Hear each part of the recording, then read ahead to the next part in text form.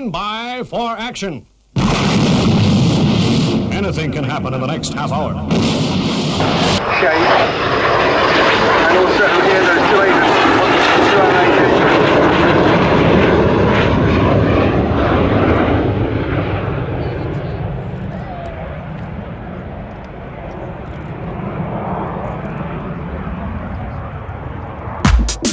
Hey, a very good evening to you. Friday night, 7 o'clock. That means it's got to be the fastest aviation show on YouTube with my good self, Stu Bear. And for the next 60 minutes, we've got some great videos coming up. And to start things off, hey, we've got the helicopter time. That's coming up for you in just a moment. Keep the messages coming into the chat and I'll say hi. Up on Air Show World right now, it's helicopter time, especially for Adu. Oh yeah. Hey, listen, I shouldn't say oh yeah, should I? This is one of my favourite helicopter videos of all time. Enjoy. Report lined up.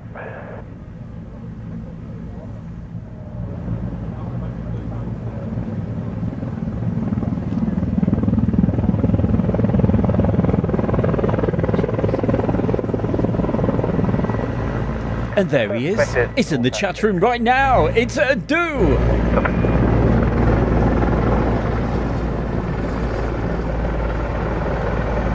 Here it is, getting back into the air for the 221st Helicopter Squadron of the Czech Air Force.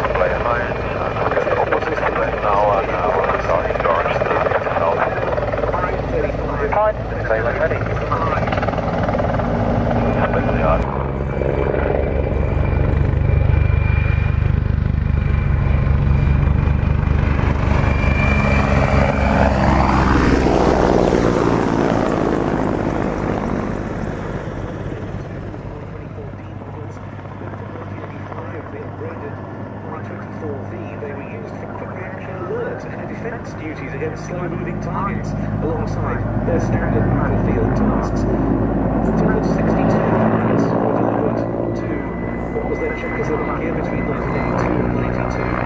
The country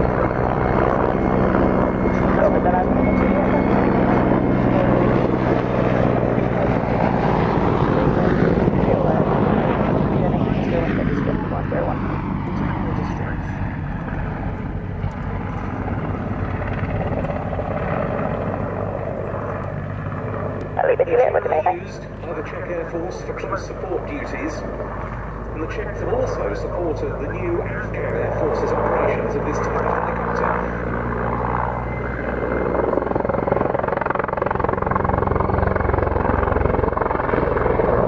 Just 17 of them are in service with only one squadron. As I say, it's the 221st Helicopter Squadron, which is one of the Czech Republic's two member units of the NATO Tiger Association, the organisation that brings together for regular large-scale exercises units from across the NATO alliance with a tiger, or nowadays also other forms of big cat, in their emblems. All of these helicopters have been fully upgraded to NATO standards. There was a time when the thought of Hind operating as part of NATO was unthinkable, but now, since the late 1990s, it's been reality. But this is to be the last appearance at a British air show this weekend of the Hind in Czech Air Force service, because they're due for retirement around the turn of the year.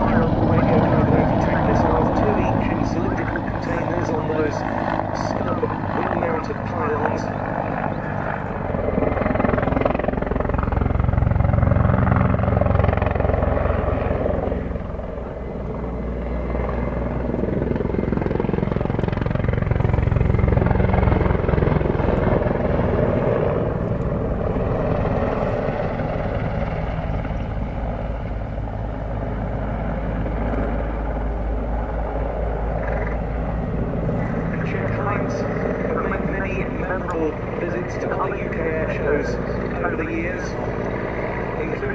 three-ship team of them claimed the award for best overall flying demonstration at the International Air Tattoo at Fairford in 1995.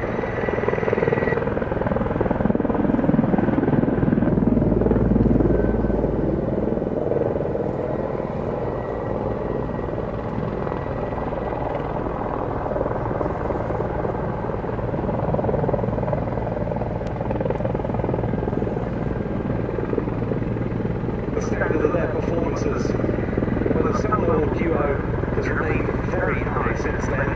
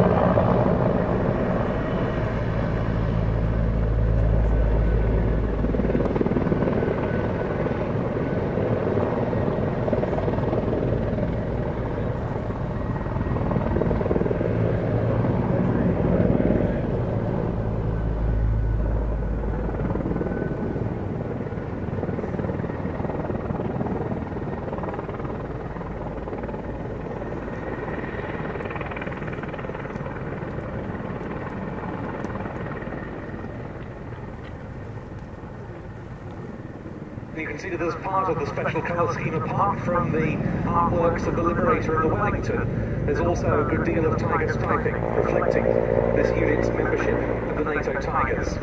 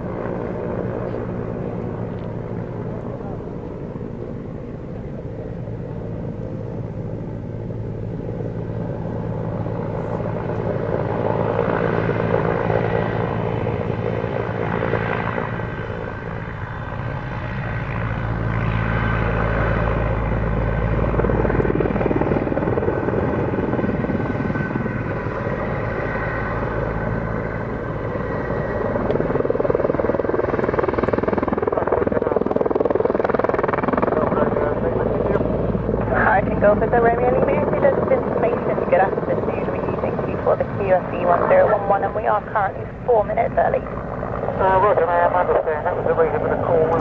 Checking on my train for 16:30 to departure.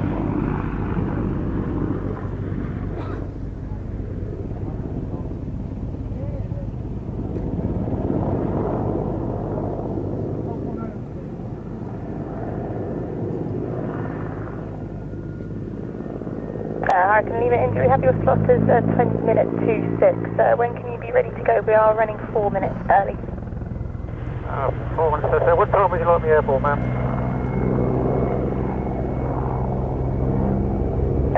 Hurricane Angel, are you able to get airborne for minute 22? Minute 22 is going to put me about 20 minutes in front of my slot time, ma'am. What time is it over?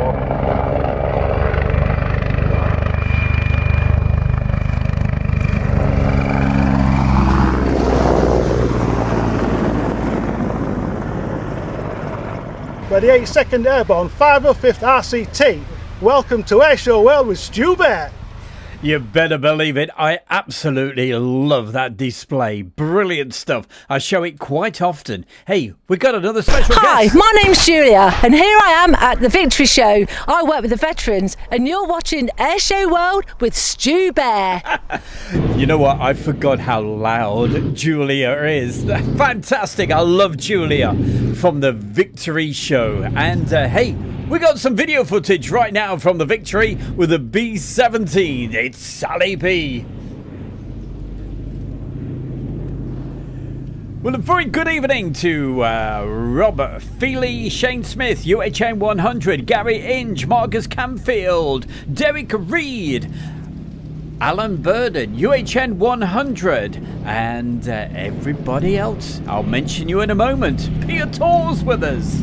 Gary Inge.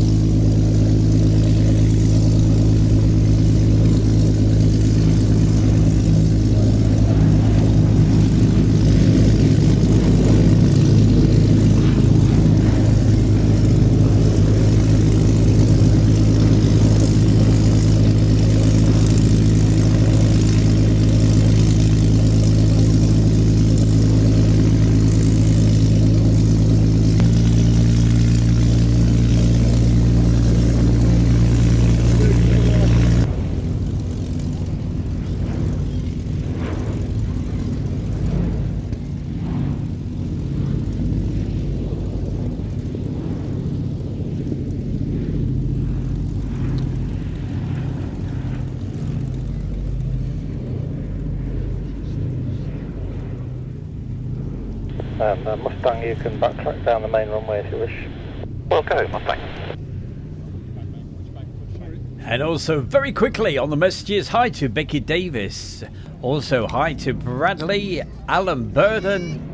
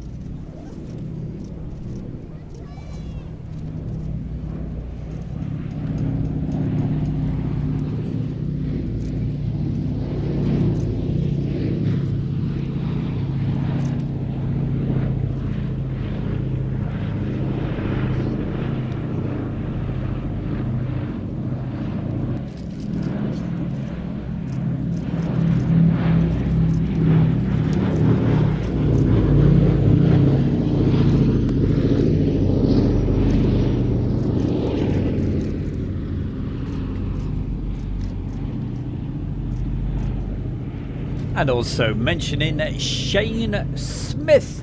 Good to see you. And if you're watching the show tonight, you'd like to put a message in, and all you've got to do, become a member of Air Show World. Actually, no, just subscribe.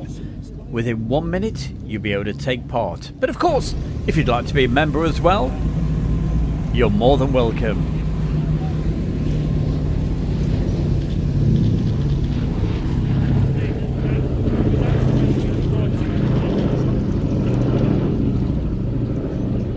And a very good evening to Julie and Peter.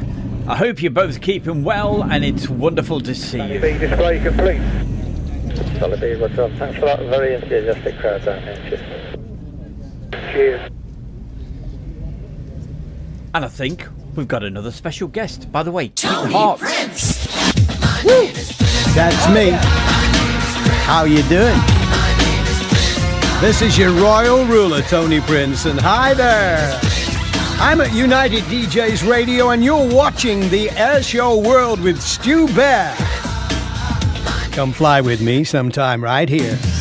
United DJs. More about radio stations coming up a little bit later. I will tell you a great radio station to listen to. Right now, though, this is where I'm going to be from Monday. Piotr asks, how's Jasmine? That's our little dog. Well, hey, both myself and Jasmine, we're going to be down this very place from Monday at Mildenhall. Really looking forward to it.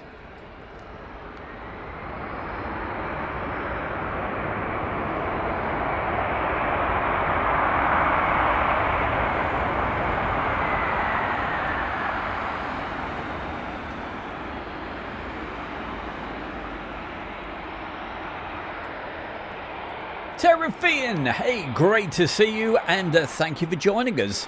What's it all about? It is the Friday night live studio show when we show some of our favourite video clips over the years, and here we are. This is Mildenhall.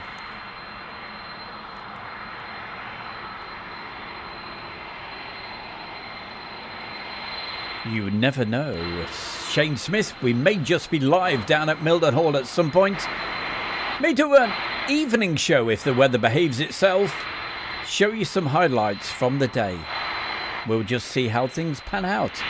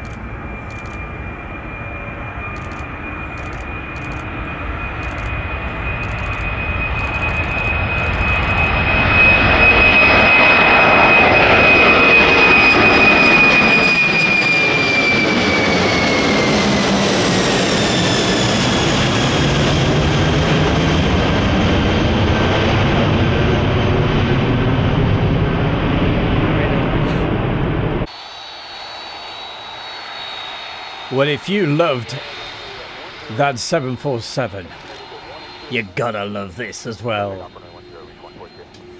An absolute monster of the skies, the C5.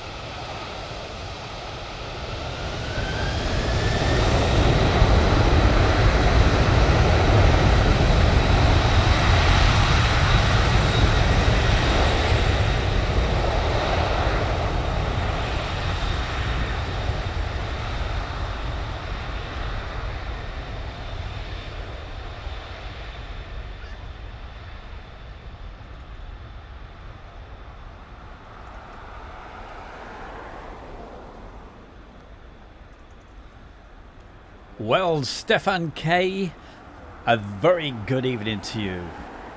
And Stefan is over there in Austria. So great to have your company. Also, hi to Andrew Herberts.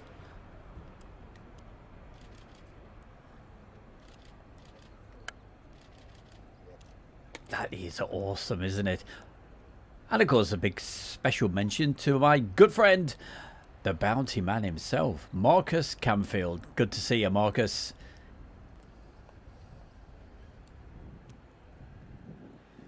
And Andrew, hope you're having a fantastic time where you are. Good morning, reach 142, 800, level 100. What are we panning across for? Oh, I would love next week to see some Ospreys. Please.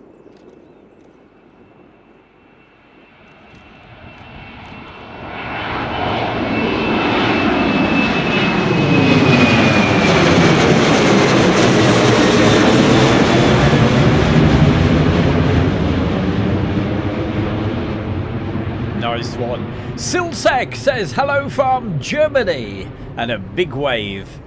Hey, what about some hearts? Come on, keep those hearts Hello, going. my name is Matt Allwright from The One Show and Morning Live, Watchdog, Road Traders, all that stuff. And you're watching Air Show World with Stu Bear. Keep the great messages coming in. Always wonderful to see all those messages on the screen right now. Oh, what a display we've got for you. Farm on 5, Roger, command display, wind is 190 degrees, 10 knots, other side was 2 PC21, indicating it.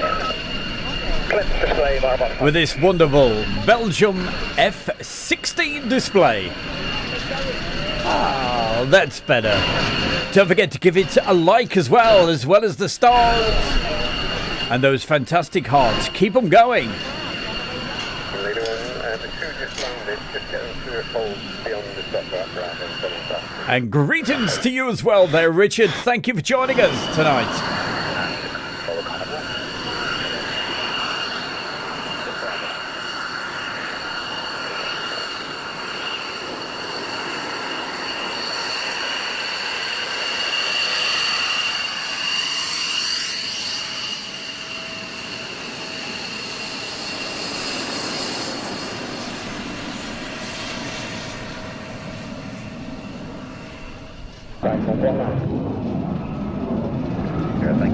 Well, it'd be great to see you there, Marcus.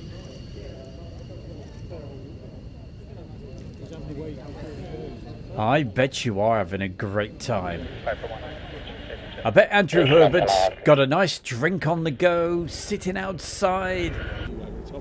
Watch the sunset. Oh, anyway, let's go quiet. Enjoy.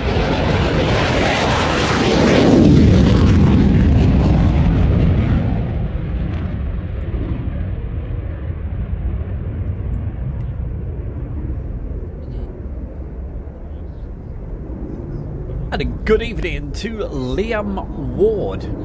Good evening to you there, Liam. Thank you for joining us. Give it a like and a heart.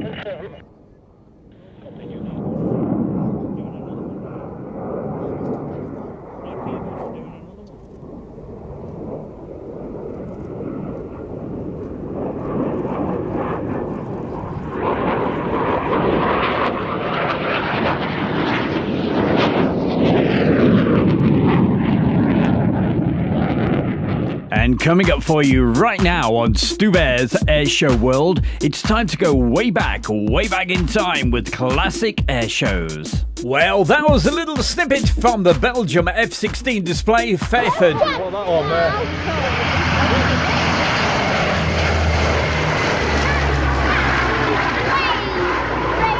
From Fairford 2022, but we go back even further. Back to the early 90s at Woodford.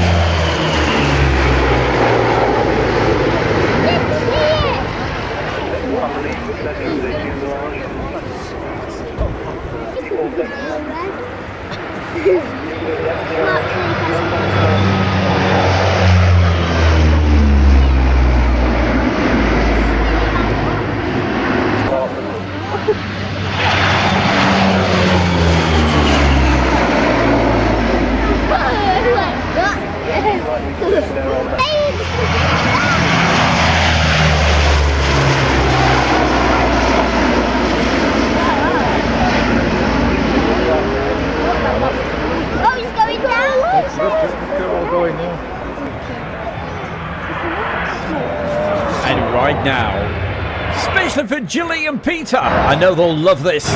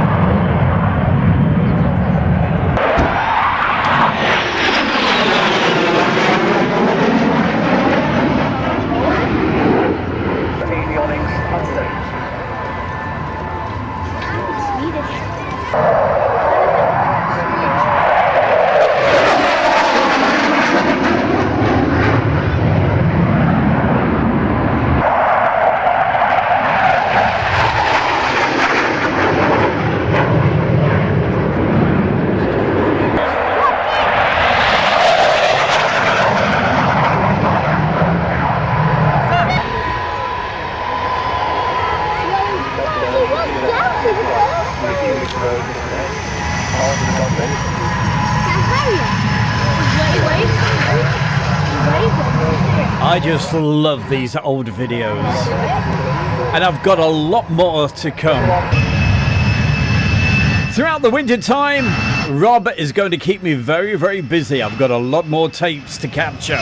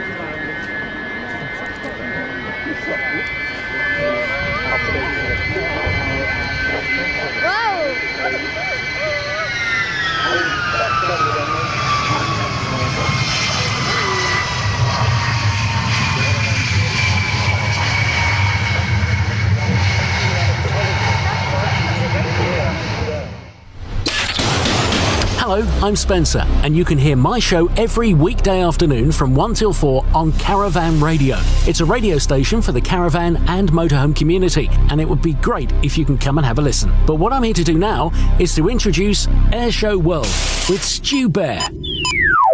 You better believe it. And I tell you what, it's a fantastic guy. That's Spencer. His show is between 1 and 4 every weekday. And also, he's going to be doing a Sunday show as well. Check it out. There's the actual web address, www.caravanradio.co.uk. And you can also get it on your Alexa. All the information you need, it is all on their website. Check it out. It is the music that they play. Hey, forget about the rubbish local radio stations in the United Kingdom that are dreadful. They play absolutely brilliant music. Check it out. Brilliant DJ. That's Spencer. Okay, hey, talking of brilliant things, we got more great stuff coming up for you right now. And we started the show off with this. Here's the full version. It's the Sea Vixen.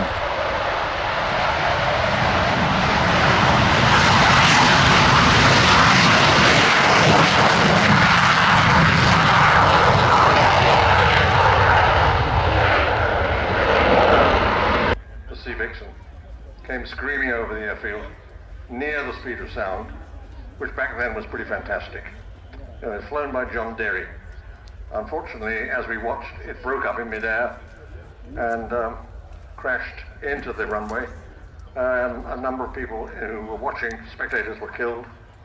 And I do remember seeing the the Hawker Hunter sitting quite close to me, and the man at the controls was staring out at his friend dying.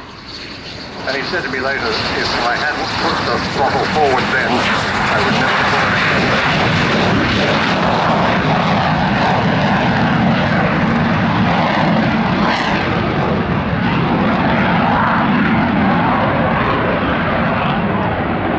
But he did push the throttle forward, and he gave us the full display in the Hunter. And then it was the redeveloped, and then changed and became this extraordinary creature we see before us, the Sea Vixen. Well, thank you, Freddie. That was a memorable day indeed, tragic. But as you say, the aircraft came on a long way, first to become the Sea Vixen Mark I, flying from carriers in the late 50s, early 60s, and then to the Mark II, which is this variant. And this particular aircraft, XP924, first flew in 1963. Now Simon's just bringing her in from the crowd centre, approaching us and pulling up to show off that beautiful plan form. To do a wing over to reposition. And a very good evening to Only Football. You're watching the Friday night live studio show with my good self, Stu Bear. This first pass will be a belly pass for your photography. Now, Freddie, you learned to fly when you were 17, gained your pilot's wings, and you were flying sea vampires, I understand, at the age of 19. Vampires, sea vampires. That's why I'm very privileged to be here, because my uniform was much, much paler than the Navy uniform. So, yeah, there was a friendly rivalry there between Air Force and Fleet Air Arm. And it was very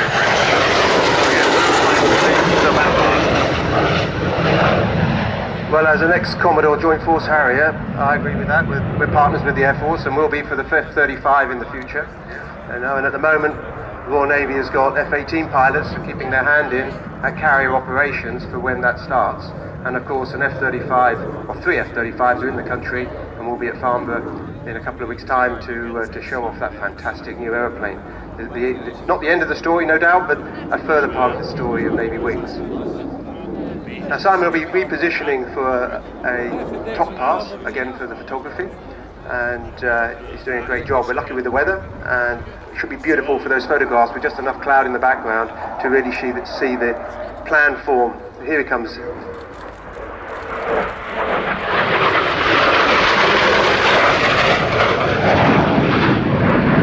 Now Freddie, did you have any memorable experiences of flying the Sea or the Vampire?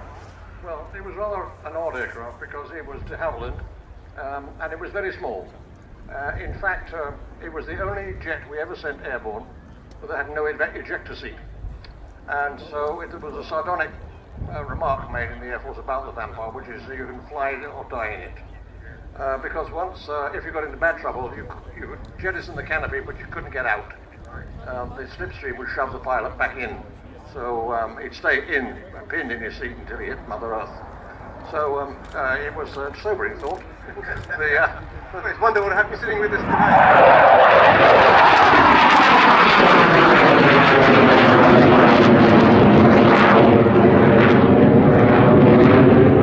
The other aircraft in those days, like the Meteor, 2 engines and much bigger, that could take the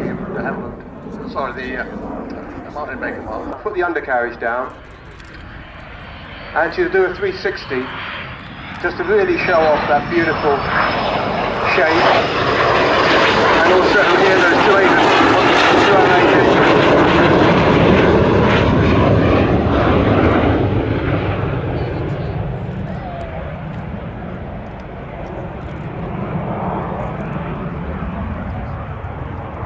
Well, it must be fabulous to see the successor to the Vampire, this wonderful airplane flying out here today. What sort of memories does that, what feelings does that give you?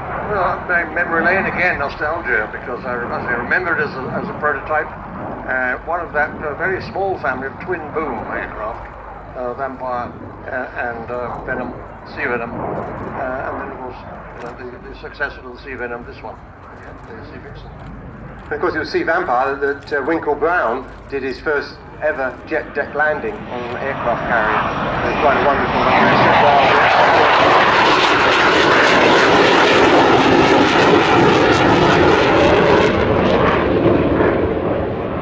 That is, it cleans up. I've learned not to try and talk about it.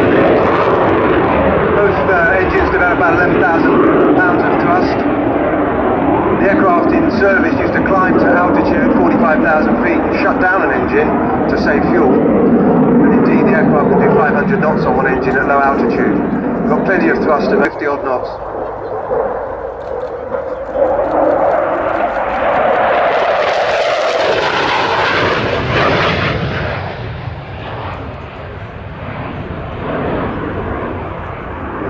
Now once we position, we're going to do something slightly different, and the Sea Vixen comes into land. I just wanted to mention one other person, and that is the benefactor of this aircraft.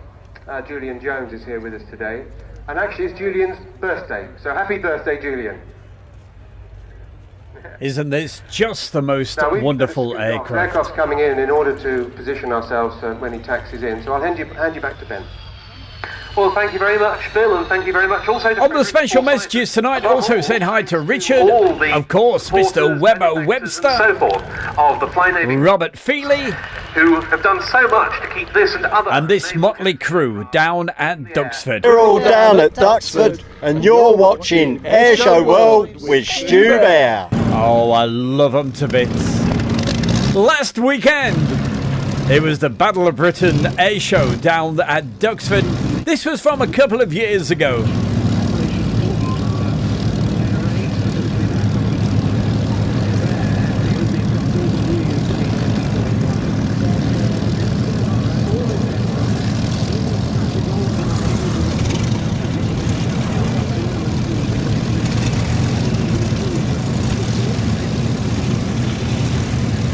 By the way, turn your speakers up. Enjoy the fantastic stereo sound. I'm not going to say a word. Enjoy it.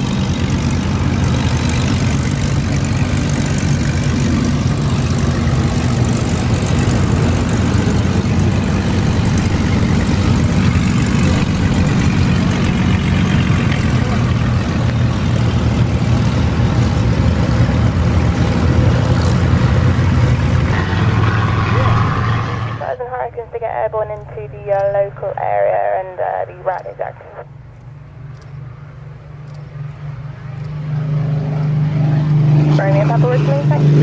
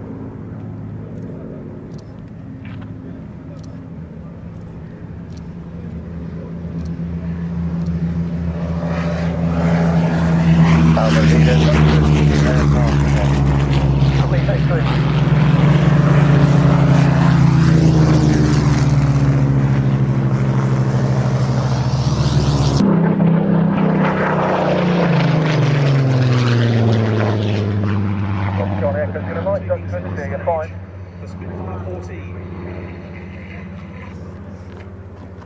And the Malmo leader's coming left. Hold it, hold it.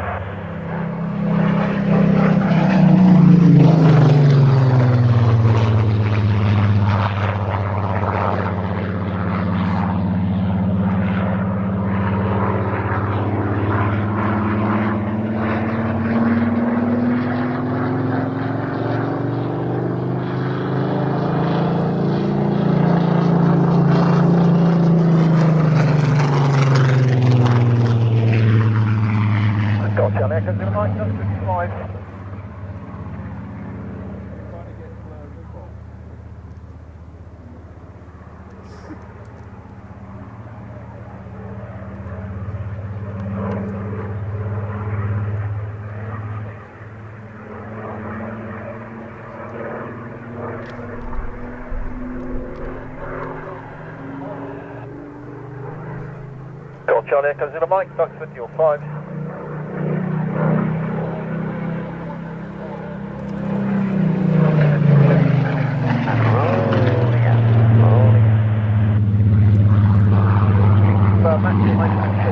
Warming up here Duxford at the moment, so when did you say you're coming back?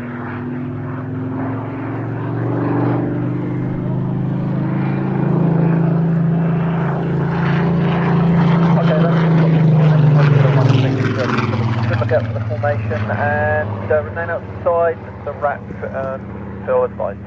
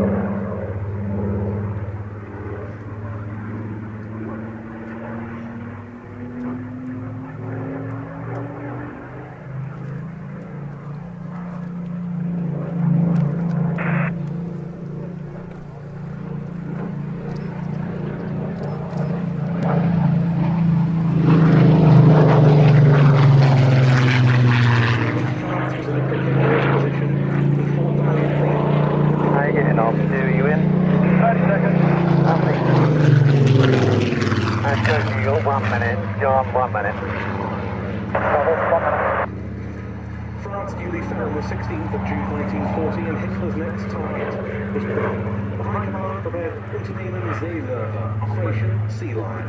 For the Luftwaffe, one of the primary objectives was to knock out the RAF, but the RAF, not least in the form of fighter command, would be a formidable opponent. The 10th of July 1940 is the first phase being to destroy showers over the field. Objectives and channel shipping. Perfect timing.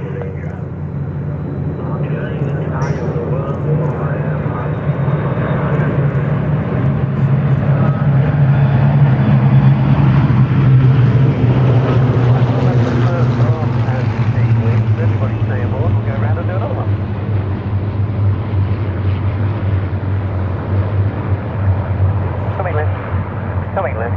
Now.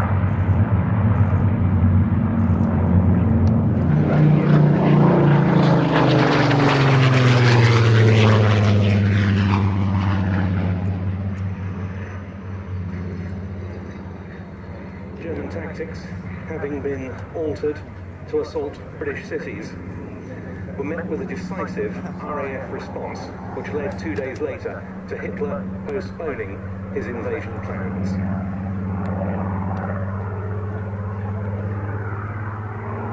With just a few days to go before that annual Battle of Britain Day commemoration, where better to be than at this Battle of Britain airfield, watching multiple Hurricanes and Spitfires in Cambridgeshire skies.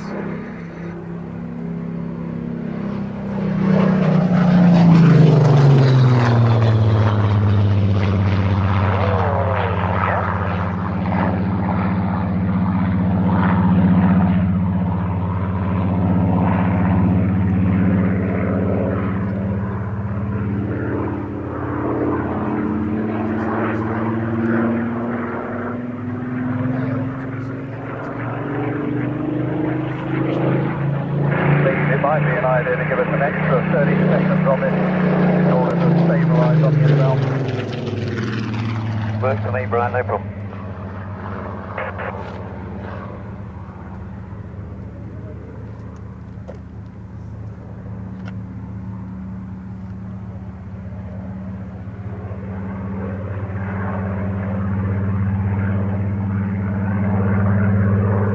Sorry, station, let's go up now, a second.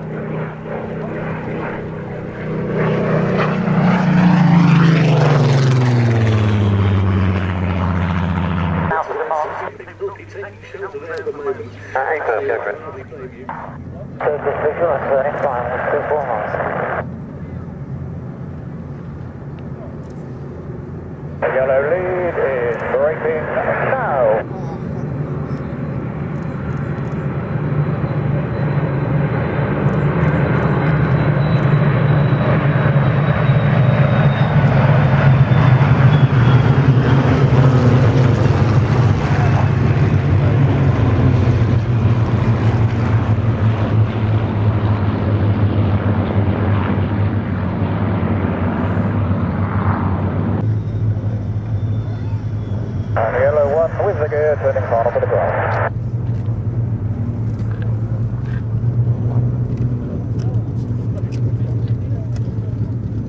Final with the gear for the hard. 24, final, gear down for the top.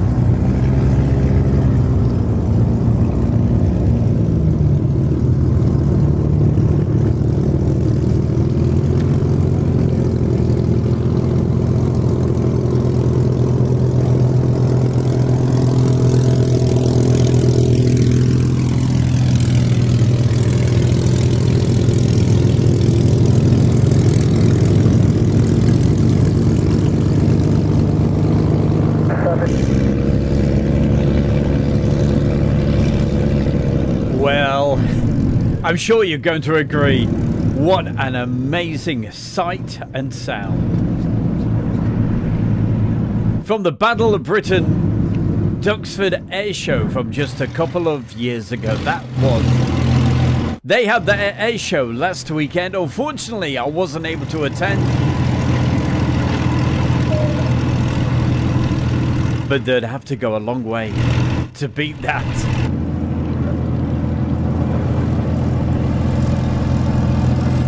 AJ, great to see you. Thanks for joining us tonight.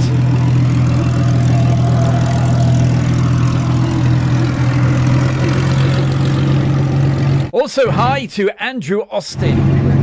Hello! It's the DJ Darlings here, and we are at East Kirkby Air Show. We're about to go on and sing. It's a wonderful day. You're watching Air Show World with Stu Bear. And coming up right now on Air Show World, it's that time of the show to find out what some of the Air Show World followers have been doing. And we have got some incredible photographs coming for you right now. And this guy, I gotta say, is one of the best photographers out there.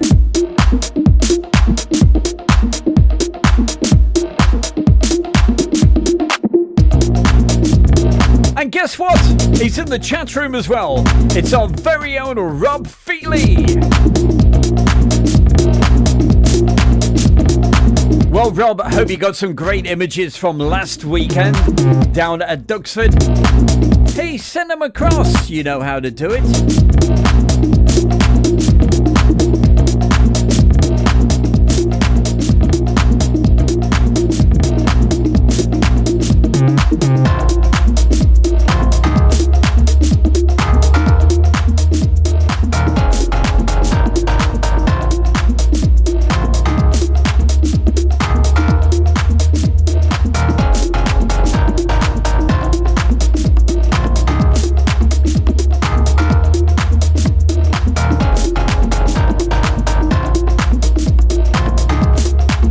Geraldo, this was all taken at Duxford.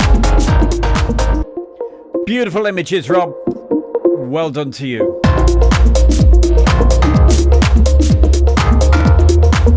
Coming up for you after 8 o'clock, we've got a bit of a special. If you want to stay with us, if you want to see a little bit more, we've got a very special air show coming up for you.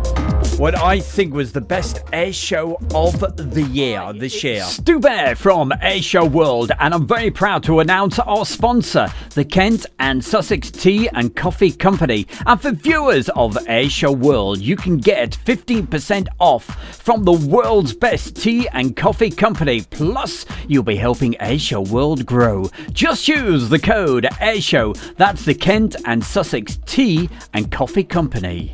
Welcome along to our brand new YouTube channel, The Travelling Bear with Stu Bear. We'll be taking you to some amazing locations while we travel around.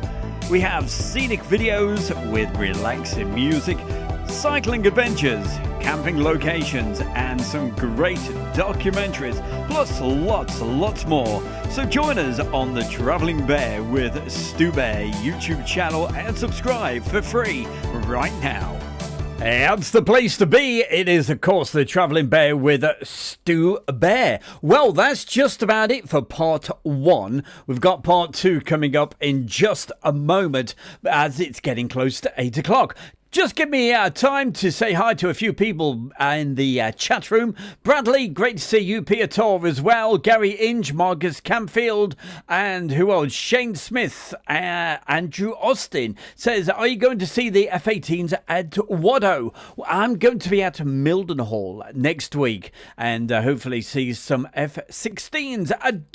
I certainly hope you enjoyed the beginning of the show when we had that wonderful helicopter. Oh, what a beauty it was. Robbie Batista, good to see you as well. AJ, well, if you want to see more, just stay with us because we've got a 2-hour special coming up for you. It's going to start in exactly 30 seconds from now. UHN 100, Andy, thank you for joining us. And by the way, the chat will continue. The live stream will continue for the next 2 hours. It was my favourite air show of the whole year. Now, come on, can rack your brains. Which air show do you think was Stu Bear's favourite? We're going to find out, like, right now. Enjoy this special feature and, hey, with the introduction as well. So, it's coming up any second.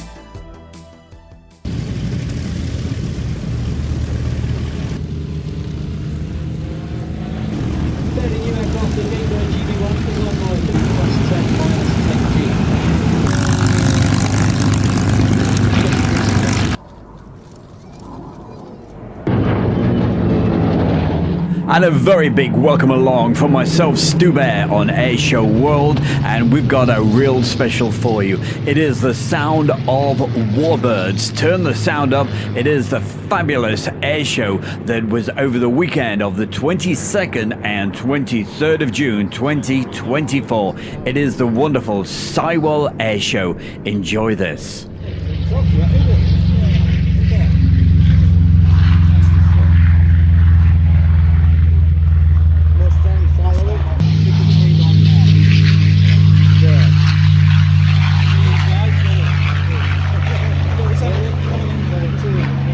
Escort. So for all those jet fans in the audience, today we have a treat where we have an F-35 Lightning II, the F-35A coming from... So for the next couple of hours, enjoy this, turn the sound up, it's brilliant.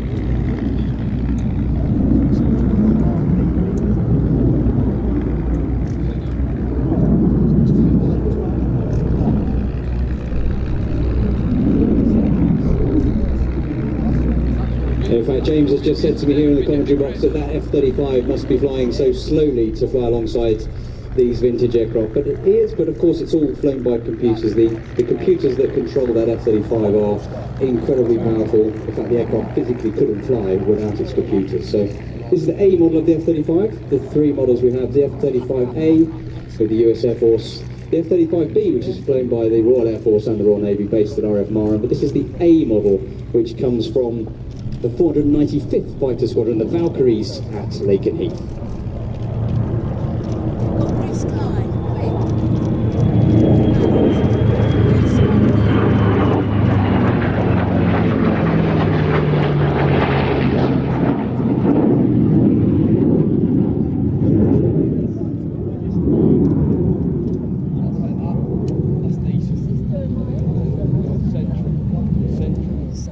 To John Dodd as he taxis past in his own P51 there, but coming in again from your right hand side, here comes our lovely formation. led by Cam in that P47. See the vortices coming off the wingtips of that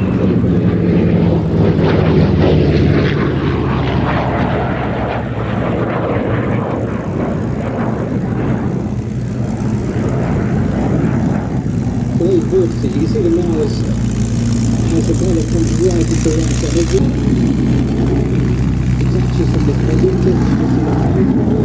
Brilliant for a few individual classes now, just to get us the level get more before we go into more standard. I was rather hoping he was going to, I must say.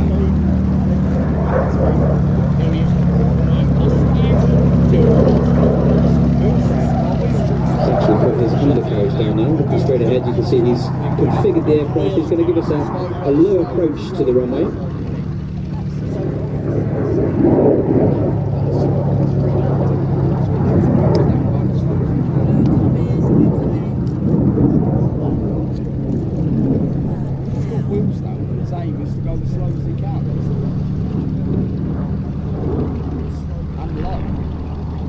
This is the A model of the F-35, which is the conventional takeoff and landing. The F-35B is the vertical landing short takeoff version, which is what the UK military operates.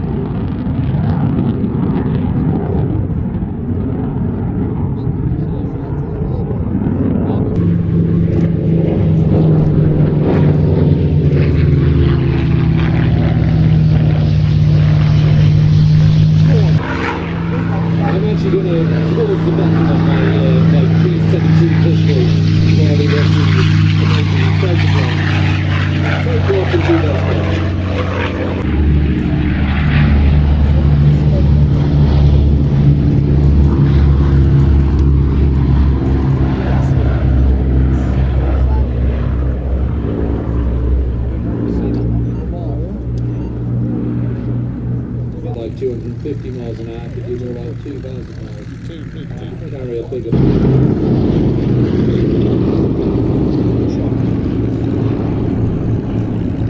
Three manufacturers entered that race. There was Douglas, Martin, and of course Boeing. And there was a kind of fly-off being at Dayton, Ohio. And just a phenomenal aircraft. Again, could take huge amounts of punishment. But also, as anyone who's seen Masters of the Air will know, it was lethally dangerous too.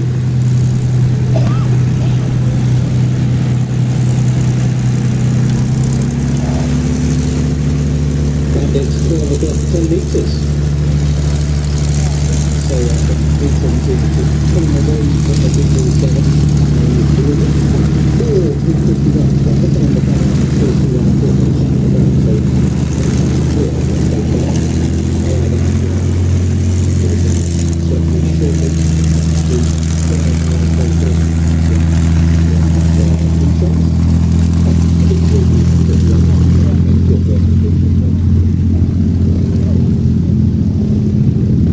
So how old do you think the film Memphis Belle is, James? Well, I actually remember going for that, seeing that in a cinema in Cornwall when it first came out. So I'm going to, I reckon it was 1989? It was 1990, which makes me feel incredibly old. I actually watched it again not very long ago.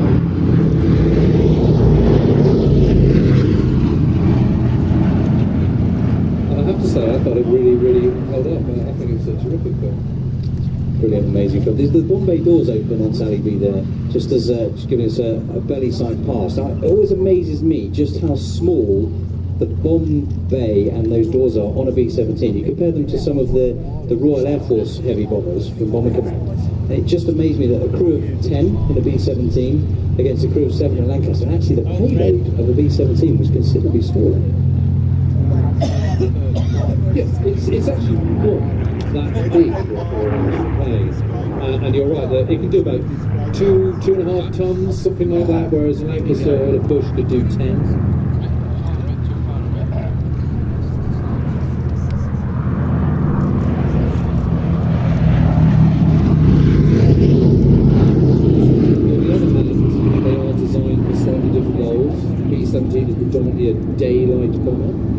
which is bigger crew, which is why it's got 13 50 caliber machine guns on it. There are cannons pointed upwards, so very, very underprotected.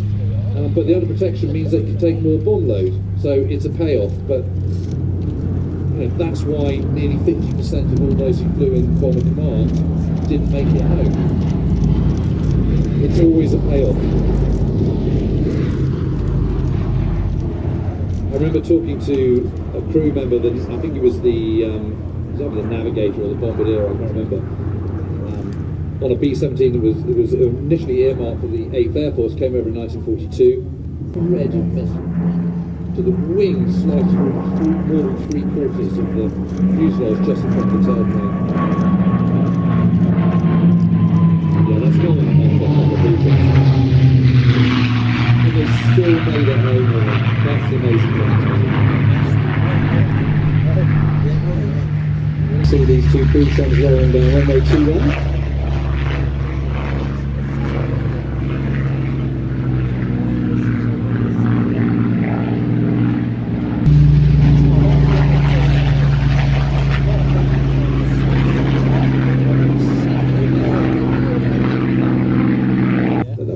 P-47 Nelly B.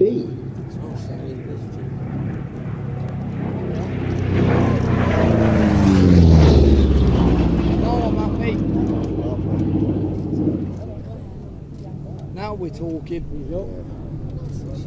How can anyone say that's the ugly duck? Honestly, it's just fabulous, isn't it? A beast, but a beautiful beast.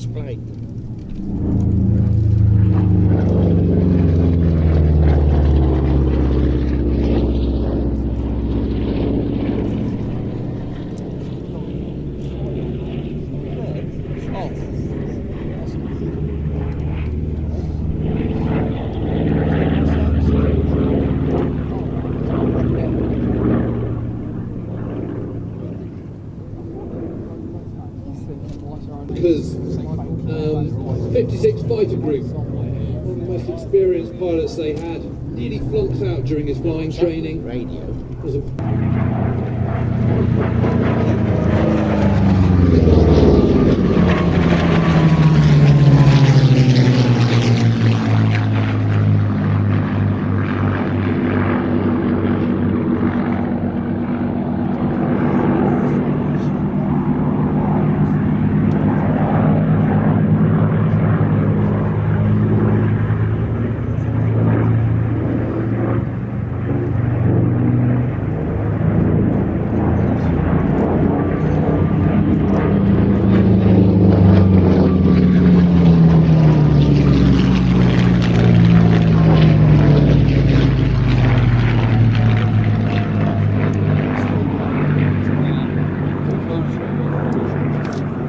And Dave Bulliston flying these.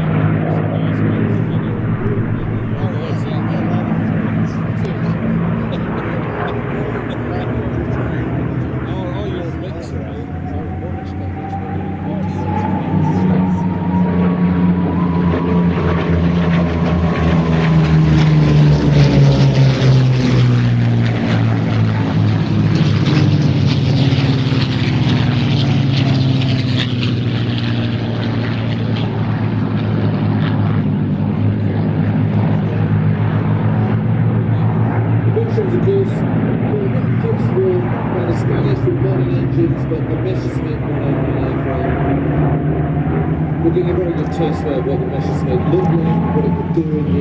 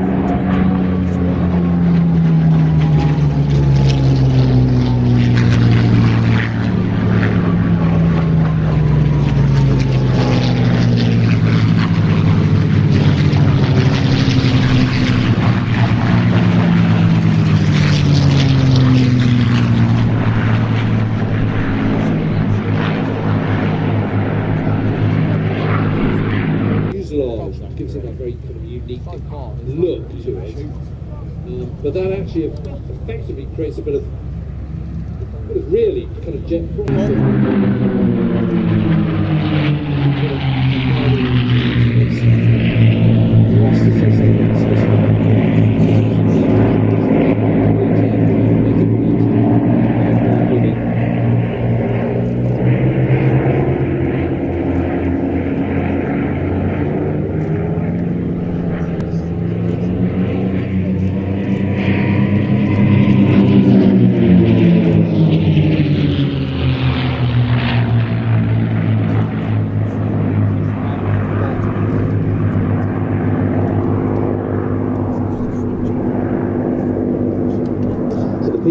and both the bouchons now landed. Dave and John bringing those bouchons down very gracefully with a crosswind. I'm told the bouchon is a very difficult aircraft to land. I think there were quite a few landing accidents during the war with the Messerschmitts, and the crosswind makes it even trickier. So they've done very well with this crosswind here to land those very well and taxiing into park as we watch our three Chipper P-51s putting on quite a dazzling performance in their aerobatic routine.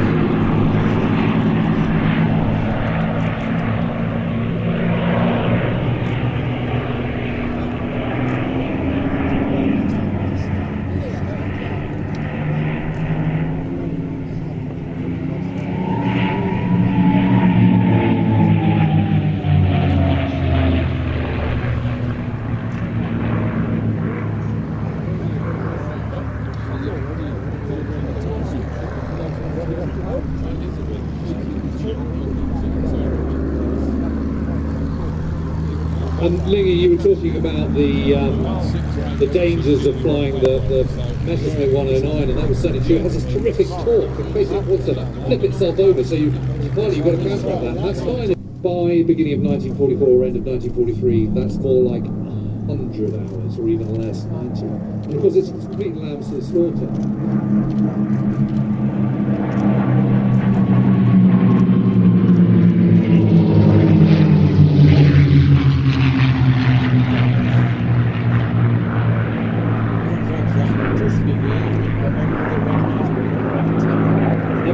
So they're kind of eased into the kind of heavier combat. And of course in every single way that means quality of those fighter pilots is better, but also that they're being looked after, nursed into sort of combat efficiency much better by that stage of the war. Different colour fish in 1940 of course, when the Luftwaffe had sort of had the 109 since 1935, and has a rich vein of deep experience from the Spanish Civil War. And hold on to those mobile phones, because we've already had quite a few. So hang on to those, all your belongings, including your children if you brought them. Hang on to them. Should also say Steve was winning, she shoots the plane down, you can tell. Good on him. Maybe this guy's got something else. And so as soon as he sees the bomber going down, then he also sees his wingman coming down. And he follows it down, seeing this plane, no parachute coming out, spiralling down into the ground. And he realised, rooted by the Luftwaffe in the summer of 1940, and he flies back over the houses of Hamlin and Elm. Sees not a soul stirring and thinks, gosh, here we are, beginning of 1944. And I'm flying over my own town, and I've just seen my latest wingman go into the field. And although he was flying on the wrong side, it's impossible not to feel sorry for him. It's an amazing passage. And the whole book, the whole diary is just such a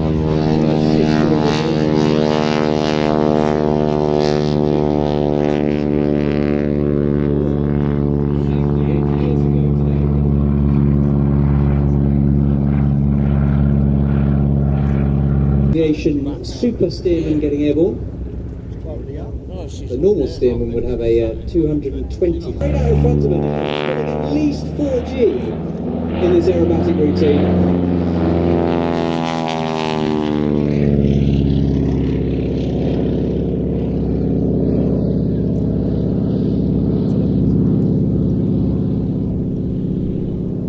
Well, that's just quite extraordinary.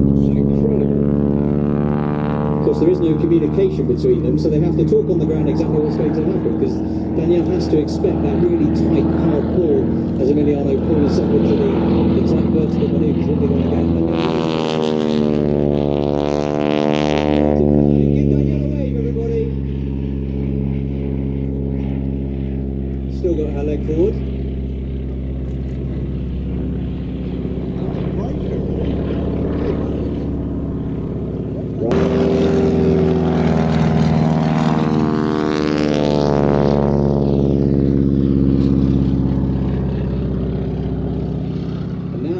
For Emiliano to fly even more gently. As you can see at the trailing edge of the wing, Daniel is actually stepping down back in towards the cockpit, that rear cockpit, sorry, the front cockpit of the steerman.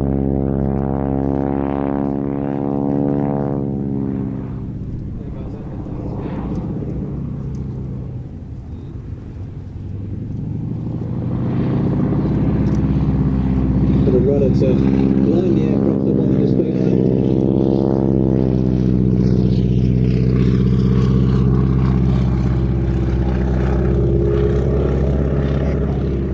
Unique for 46 Aviation, something that the other wing walking teams I've not seen do, but slow speed now coming in a bit closer as they can below 150 knots, 160 odd miles an hour.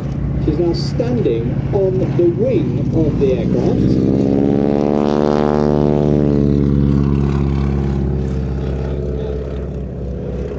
She is on that left wing, standing, giving us a wave, which I think is absolutely incredible. What a jump from the bugger. They're hanging upside down. Oh, that's Right, Danielle's got to now. Comes in a very, very steep dive. She's now laying across the wires holding the wings there, ladies and gentlemen, pulling up into a loop as Danielle is laying between the wings with her arm outstretched. Unbelievable.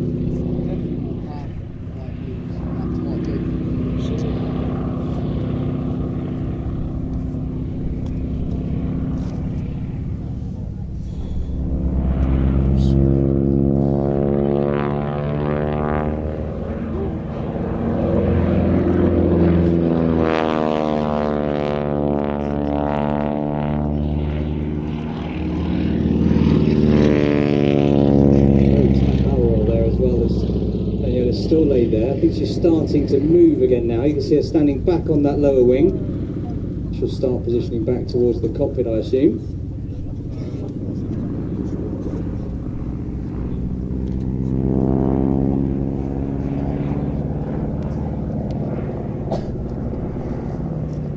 No, I'm wrong. She's actually gone even further out on the wing by the looks of it.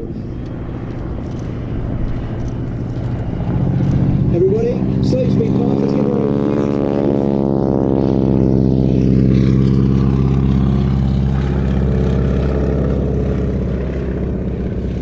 your husband. You're telling me. Now, I think this is even crazier. Ladies and gentlemen, get your cameras out.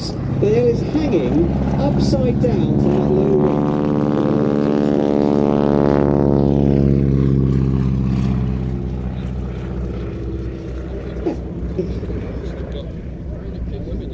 That cannot be comfortable.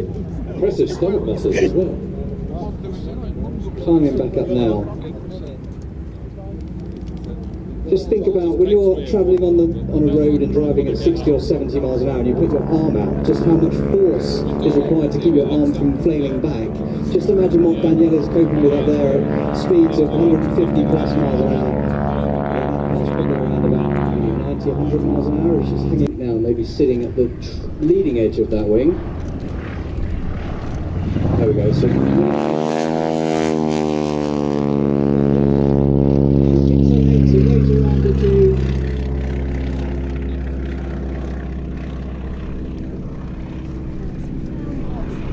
flown by the Royal Navy and certainly in operations against turpits. Well, we're going to see a landing here. You might think you know a lot about the Second World War, but you don't know everything. Here we go, Emiliano bringing it down for a lovely soft landing, I hope, on runway 23. A big wave to Emiliano and Danielle. Please put your hands together for 46 Aviation. Danielle and Emiliano. That was absolutely fantastic. I'm blown away by some of that performing. I've not seen that display before. I've seen a lot of wing walking in the air shows I've been to.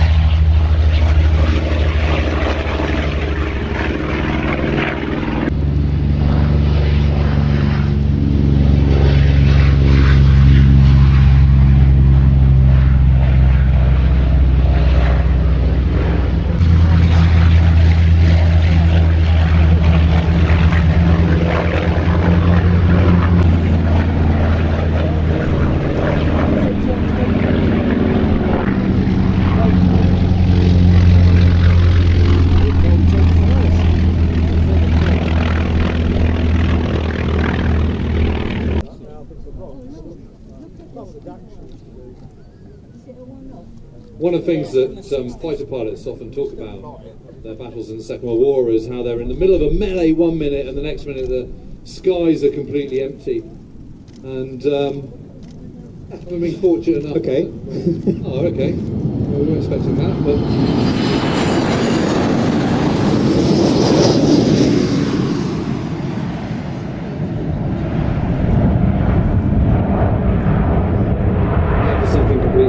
Well, they say it's all about communication, James, and we couldn't have any communication with the control tower because this aircraft was actually due in. Yeah, that's our bad. We've actually been talking about those guys, but they're holding over this, so that's on our part. Oh, look, that's fine. Lingy, we're swift to respond in any situation. On our way. So I apologise for that, ladies and gentlemen. We do have.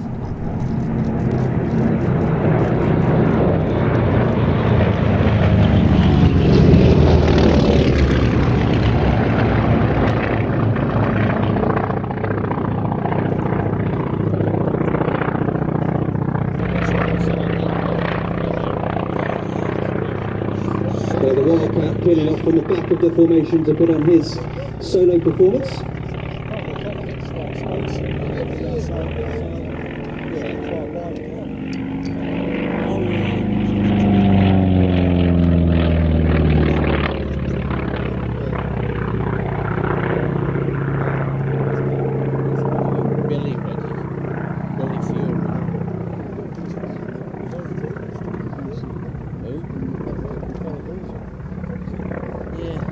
He's got plenty of time.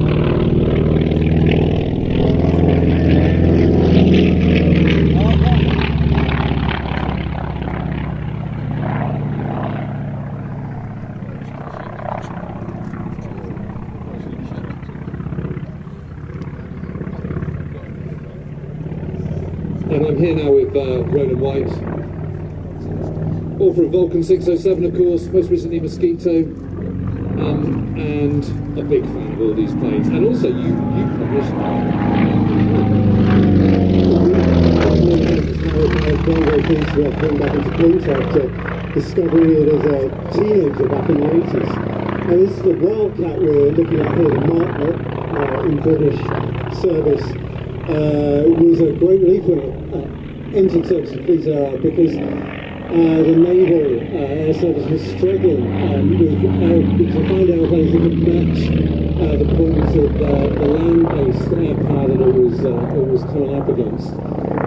And Winkle Brown, perhaps our most famous naval aviator, reckoned the Martlet was up there with his very favourite aeroplanes. It's the machine he scored his first kills in, shot down Condor over the Bay of Biscay.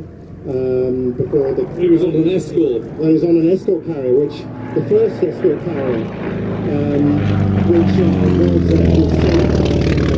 U-boat shortly afterwards. But he retained a fondness for the Martlet for the rest of his life. And his performance, as James said, was not exceptional, but it was good. And that was exactly what the Fleet Air Arm needed in 1940, when it was struggling with Sea Gladiators and Fulmars, none of which could really match the machines it was pitted against.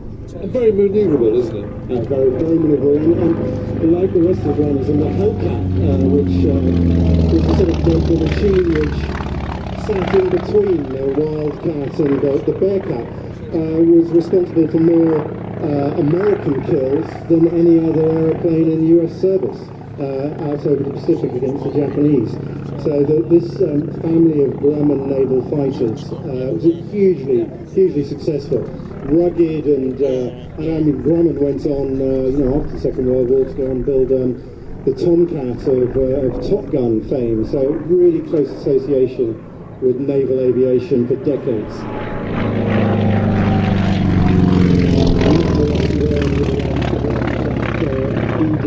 Stripes, so let's just listen to them.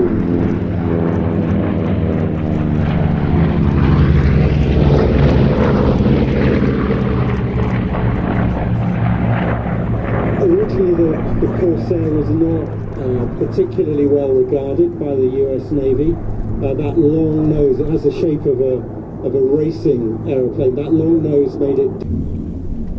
I've got to say I'm a big fan of the Corsair. I just think it looks good. Sounds good, and it's just amazing to see. And I really go with that rule of thumb that if it looks good, it probably is good. I mean, it doesn't always work out, but for the most part it does. 9 times out of 10.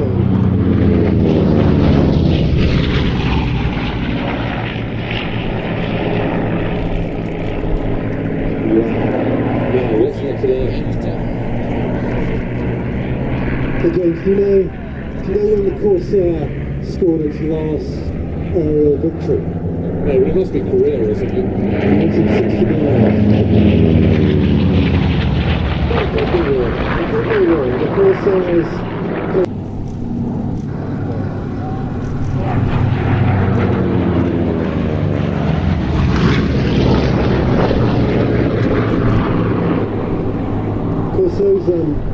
Those gull wings are only that shape so that the wheels could touch the deck and clear the huge propeller that powered those Corsairs.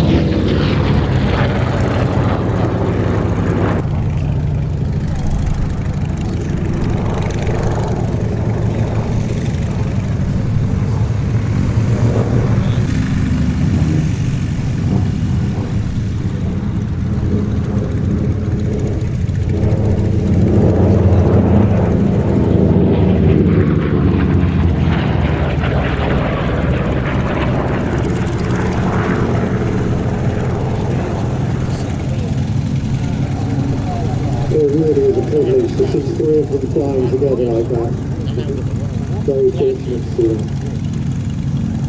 It's just a great aircraft, isn't it? It really is. Yeah, it's such a, I mean, it's one of the things which is so striking about the speed and innovation that we saw through the late 30s and the early years of the Second World War, was that each company was coming up with its own solution to the aerodynamic and technical challenges involved in achieving high performance. And what Grumman did, what Consolidated did with this is really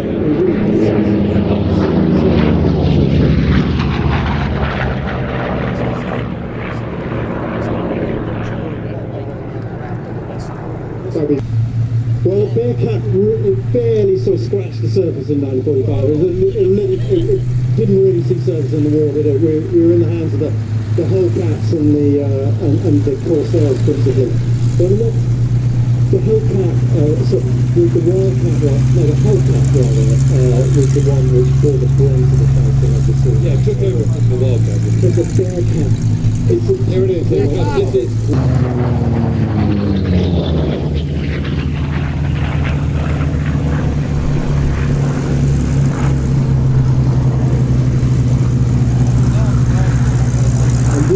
Folks, really is the pinnacle of piston engine fighter design. This, along with the Sea Fury, really represent the top of the tree. In fact, as far as I know, the Bearcat still now holds the current piston engine world speed record.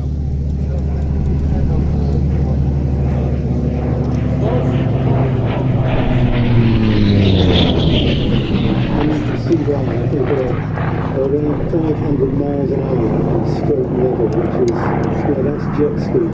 That's talking to, I mean, as I say, this and the Sea Fury really flew in a pod. And talking to Sea Fury pilot who said, flying these things, it's really like flying the jets in terms of the performance that you have on tap. Here it comes.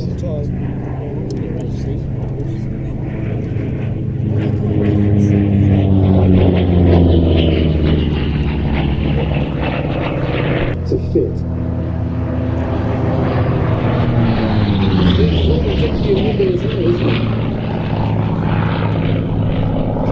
Compared to a Sea Fury. Compared to a Sea Fury.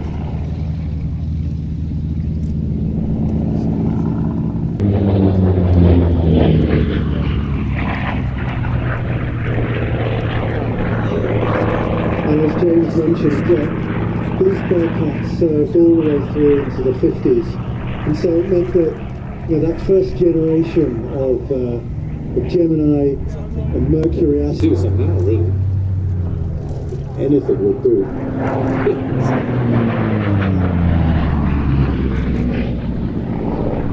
Clandestine Harriers, new Bearcats. Maybe some. Well, you laugh back. Maybe some English electric lightnings as well.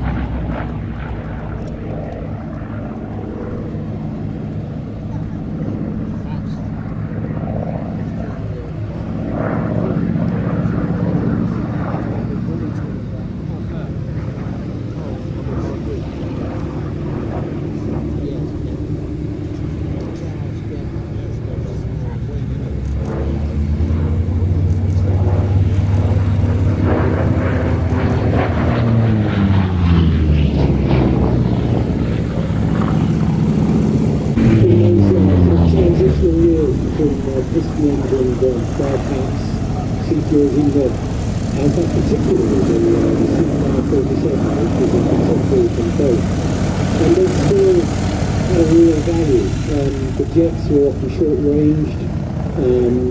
They were largely underpowered, that older generation of jets. And so the Bearcat, the Sea Fury and the Seafire, they were the interceptors of choice. They could reach 10,000 feet much more quickly than their contemporary jets. So they had a real value in those transitional years, even as the jets began to make their mark.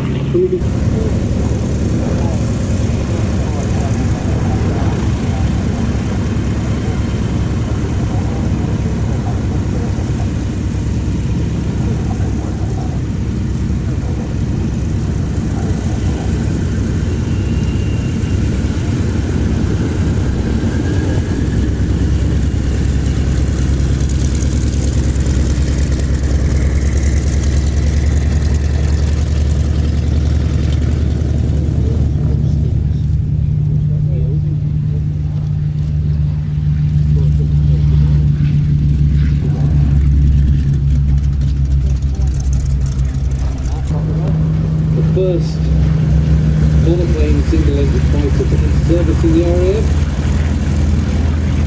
First flight in 1945.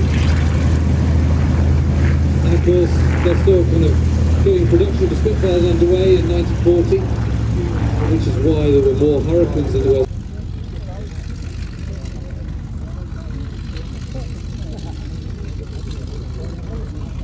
Tempest came in two forms, the radial engine one and the inline piston engine one.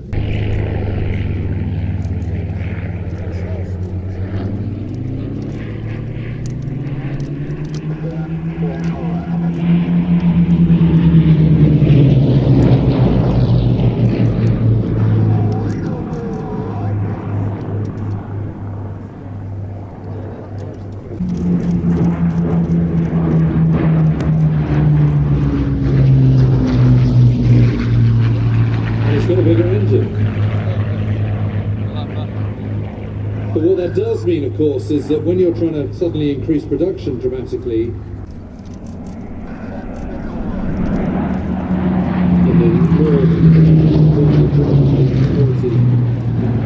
the country is adapts to the Hurricane out of all proportion to its brilliance as a fighter aircraft, and all those that flew it, of course.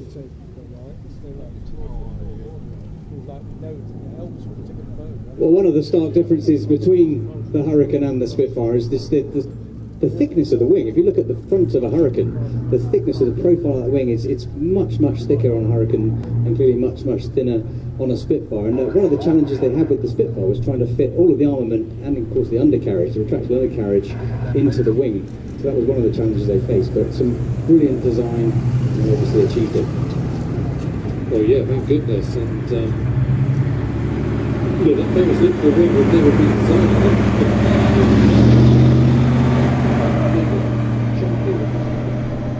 Both the Hurricane and the Spitfire are equipped with 8 Browning .303 machine guns.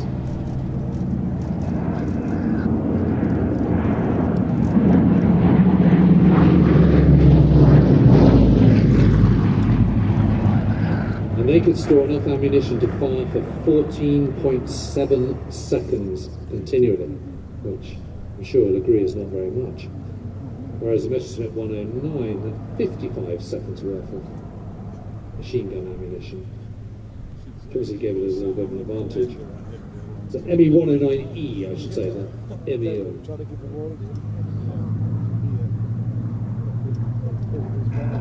What that also means is the 8 Brownings on the Hurricane can be much closer together because of the thickness of that wing, whereas in the Spitfire they have to be spread out.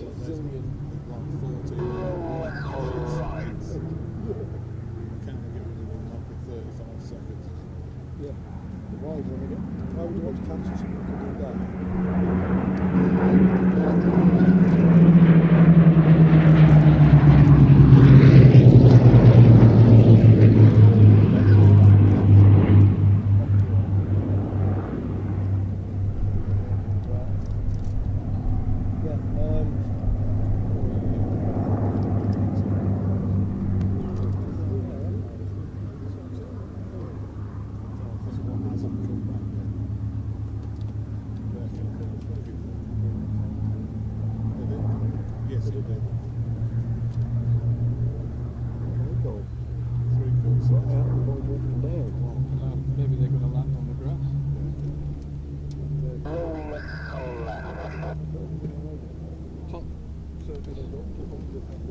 Thank you, mate.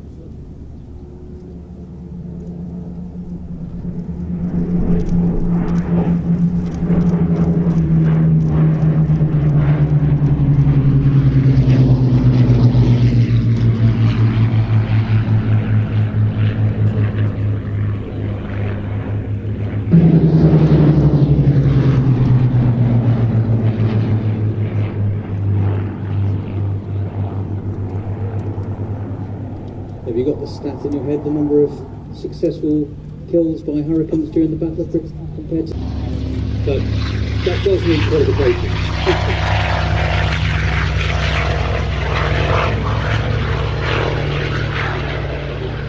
And the main qualification is that I don't think you could argue that the Hurricane was better than the Spitfire Mark 1 in the 40. It just was.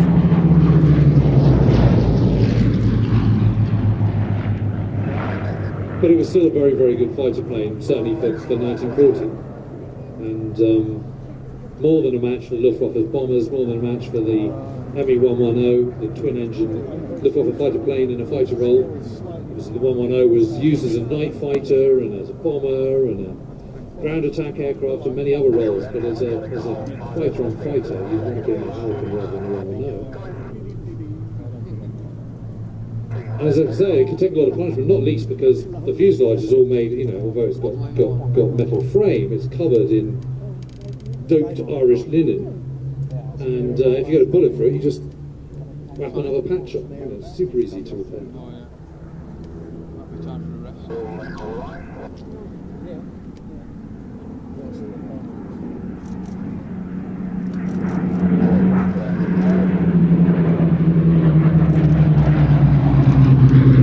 The numbers count.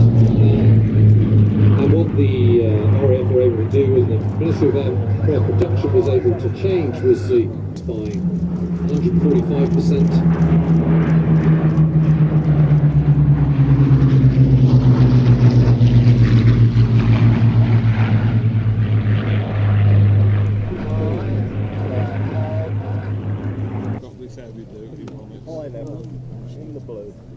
So as the Hurricane comes into touchdown, if you look to your right hand side, a very high speed arrival of.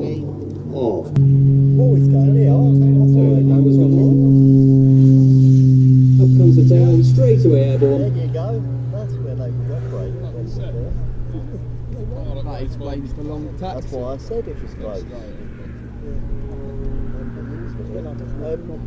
Portugal, what would that Skill, physical practice and skill, and quite a lot of physical strength. To counter the G-force. So that is a -7 turn there. I talked about it being stressed to -10. So at +7, so 7 times the force of gravity, everything gets heavier. The blood wants to go to your head, but you can strain against it. At -7, there's nothing you can do to stop that blood rushing to your head. So into a tail slide. That was a torque roll and tail slide.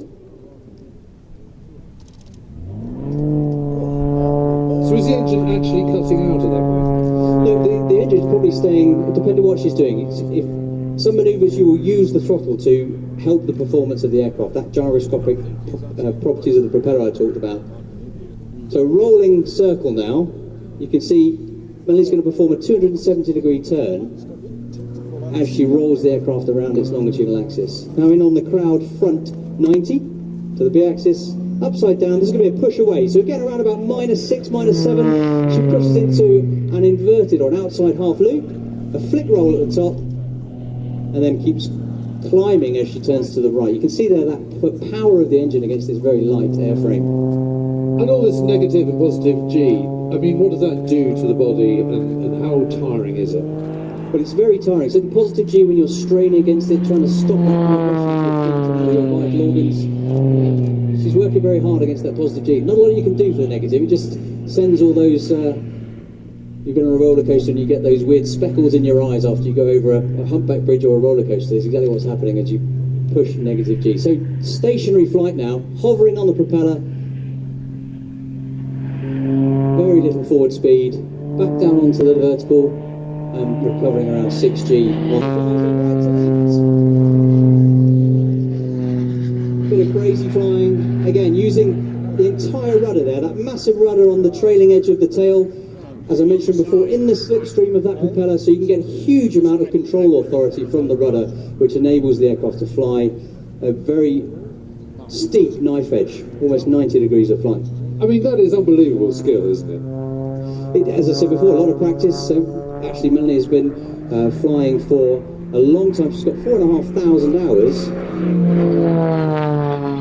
She has 6 French titles to her name and a UK title in varying levels of competition aerobatics. In fact, she was the only female to compete in the Red Bull Air Race.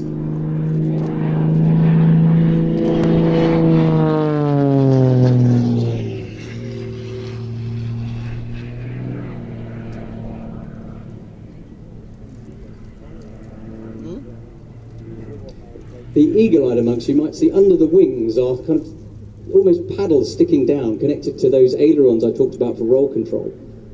I'll let Melanie do her next manoeuvre, then explain what they are. You can just see the silhouette of them now underneath. Those are the red panels underneath. Another wave in that dive bench. So those panels, they're called aileron spades. They are connected to the ailerons and then stick out into the airflow. So if you can picture putting your hand out of a car window on a motorway, if you held your hand perfectly level, it would stay. 12A Electra Junior.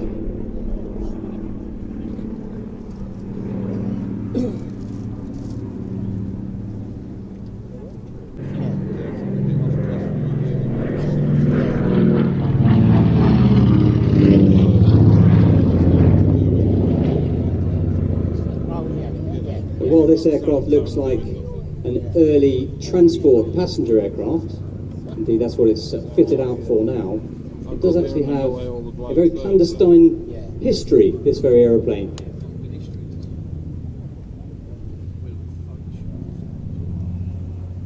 It is in fact stated that this very aircraft was the UK's first aerial reconnaissance platform. It had fitted cameras which were revealed by moving a panel on the leading edge of the wing.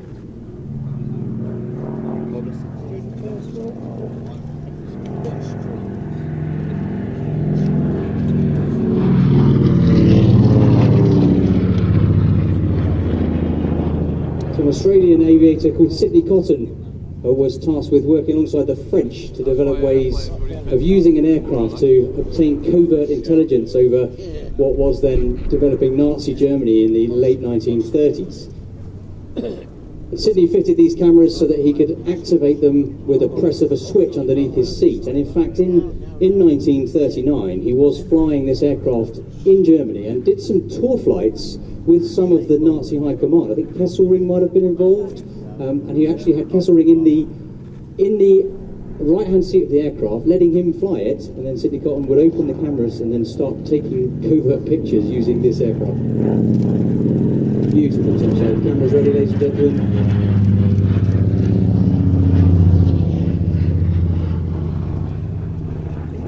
It's just a beautiful aircraft, isn't it? And absolutely conforms to the looks right, probably is right rule. I mean, it's just, it's a thing of beauty. And what Richard's team have done with the inside, the interior is just stunning, absolutely stunning. I was very lucky. I got to fly this time last year, flew from Sarwell to Duxford in this aircraft. It's just absolutely beautiful. Is it a lovely plane to fly?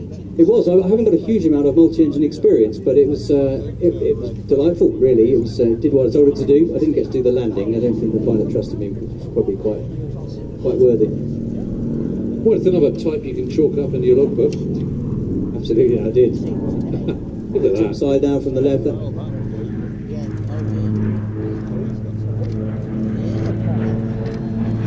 So what's the thinking behind the twin rudder? Because obviously it's safe to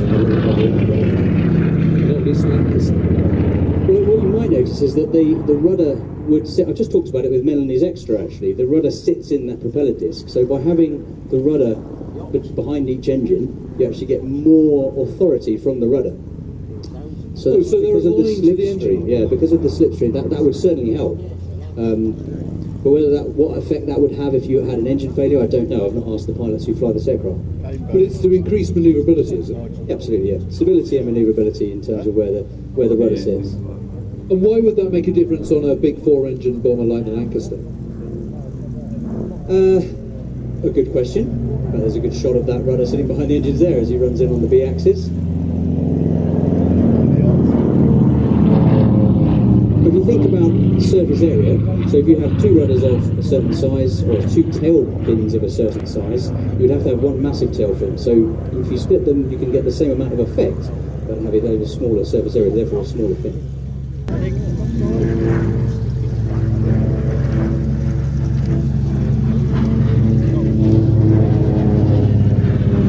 Probably manoeuvrable for such a vintage aircraft.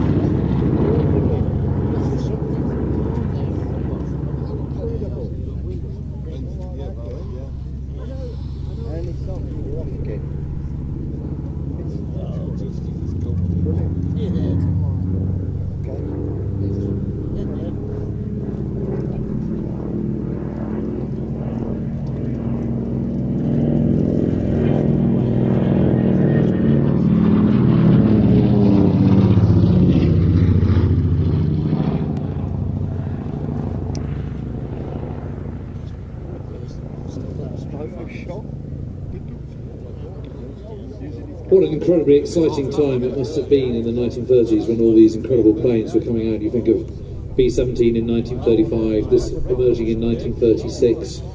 You know, those prototypes all coming out in shiny, silvery, lack of paint, and just imagine seeing this for the first time. And you think, you know, just in a matter of a few short years, we've gone from a biplane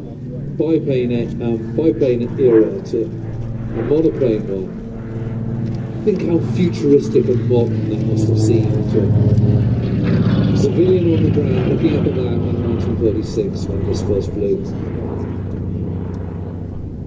Vulcan, which is first sketches drawn up. I think the first sketch was in 1986, or 7. And of course all these designers are playing with designs such as the twin rudder and twin booms that we're going to see later on the P-38 Lightning, for example. What can be done? How can you push the envelope in aviation design? What can be achieved? How can we get them faster, more manoeuvrable? All this is being flung into the mix and then heightened further by the onset of the Second World War and the desperate needs of one night only routine. So he displayed yesterday, he's displaying today, and then that will be it for his public display in this aircraft. But I also asked him if there was any significance behind the rather wacky Tiger paint scheme, and he said he just thought that the factory paint scheme was really boring. He came up with a few ideas, and as it developed, it got crazier and crazier, and ended up with this Tiger paint scheme, which his wife calls Tigger. And we had some music from Melanie. Steve hasn't asked for any music. I did think about putting the Winnie the Pooh Tigger song on, but I didn't think aerobatic pilot. I'll talk you through hopefully what I see him doing. His Gateway GD1, which should be rolling shortly on the hard runway.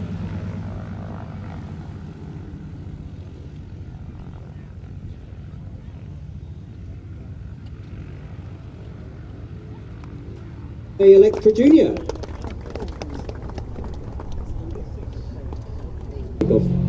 Something you might notice about this aircraft compared to Melanie's, 4-bladed propeller instead of 3, which will make it slightly quieter. Smoke on, very light aeroplane, lots of power, straight up into a half loop.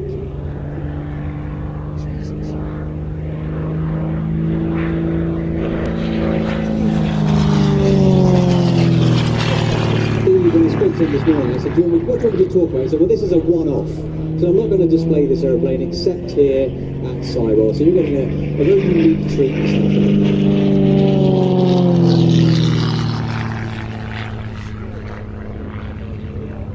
Nice, slow roll to inverted and a push out.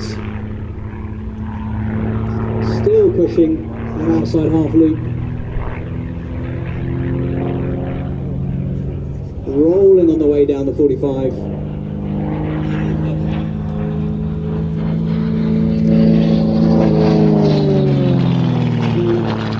I asked if the aircraft had a name, and his wife calls it Tigger, for fairly obvious reasons.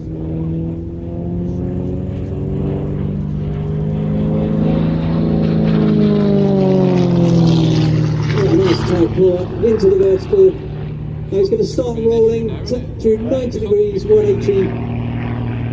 Hesitation rolls in the vertical, stopping purely vertical into just a stall turn over the top.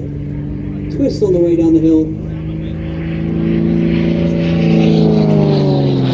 I asked if there was any significance to the colour scheme of this aircraft, and Steve said, well, the factory colour scheme from Game Composites was very boring, so he started coming up with some ideas that just got crazier and crazier, and this is what he ended up with.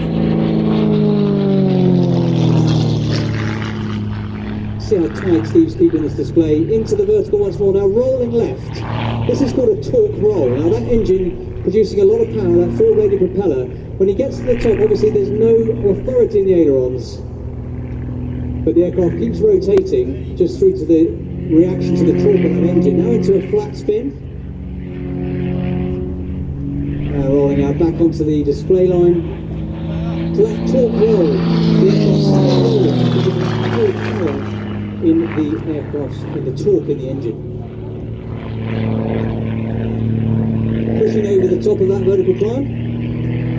The negative G of the top roll to 0 G. onto the 45, some rolls on the downline.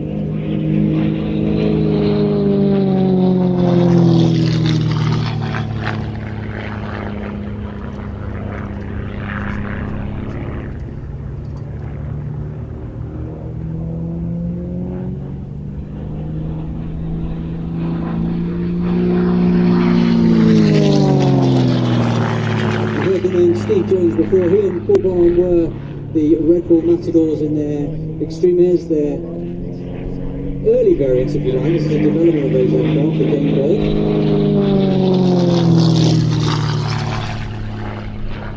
Another slow roll, climbing over to look into inverted on a push.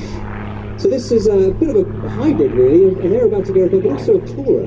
I'm told the range of this aircraft is around 1,300 miles when you put fuel in the wings. So incredible aeroplane to take all around the world, and you always have to some weekend gadgets so you can go and have fun and also do some touring at the same time.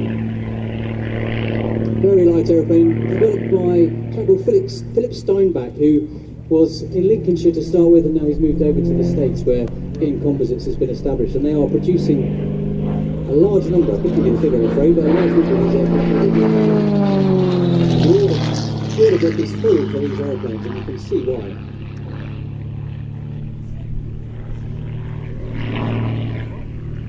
Another vertical manoeuvre, and very quickly, here's that torque roll I talked about. It's still rolling, but actually only by opposing the torque of the engine. And now tail slide, drop it back through the vertical, through his own smoke.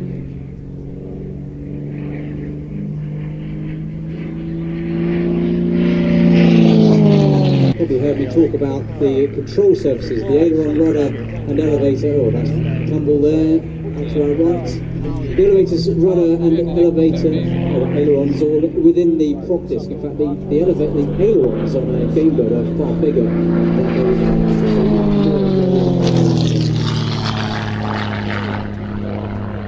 on the eagle-eyed among you may see, both on Melanie's Extra and on this Gamebird, that there's a almost coat hanger-esque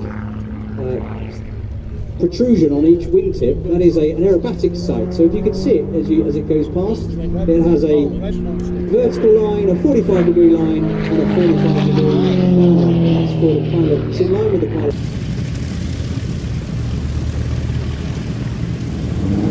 Very good. Right to left, taking off on the hard runway, really nice and low start.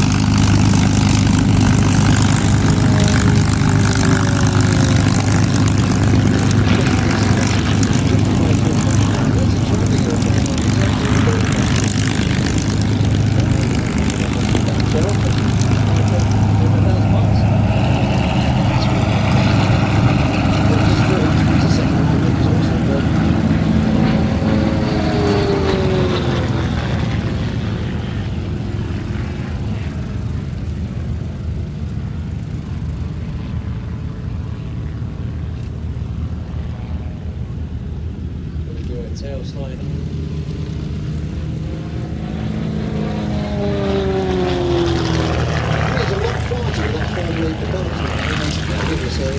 We talked about hours and hours of practice. You're going to have to do it over somebody's house, so full body propeller, make sure that they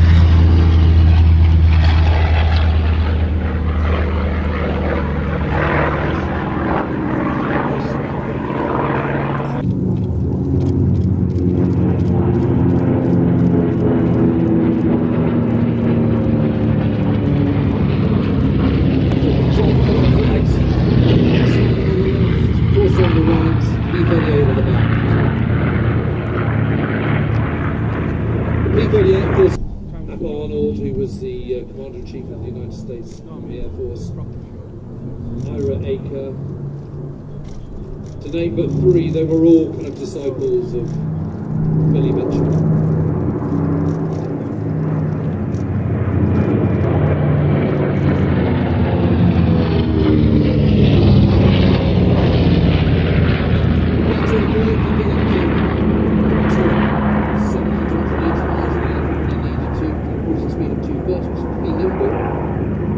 Versatile.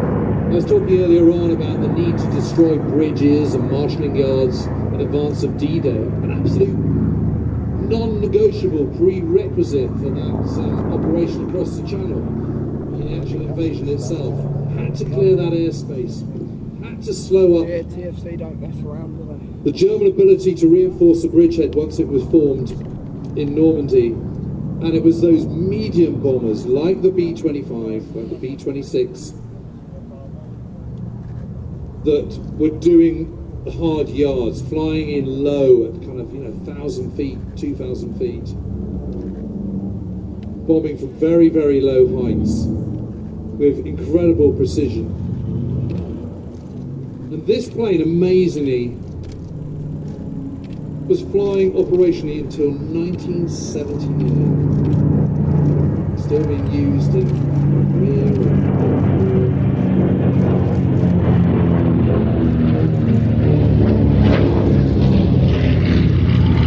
Breaking away to do his own display now. Were awesome, particularly so in the second part of the war, when Allied air power was really ruling the roost. Served all around the globe, all theatres, Italy, Africa, Far East, of course Europe as well.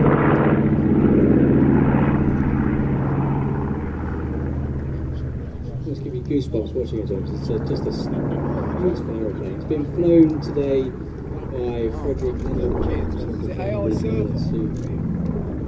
also flies the flyable DC-6. He's very much enjoying flying this today. Yeah, I mean, look at it. You can see how kind of manoeuvrable it is. I mean, it's really much more.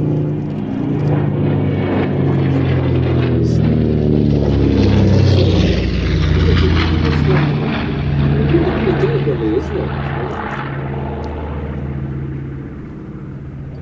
You know, I see that and I just think of these planes flying in formation over France, I don't know, early May 1944, ahead of the invasion, to attack some bridge over the River Loire or something, you know, coming in low. And the amazing thing is that these bombers, these twin-engine bombers like the Mitchell, destroyed every single bridge over the River Seine.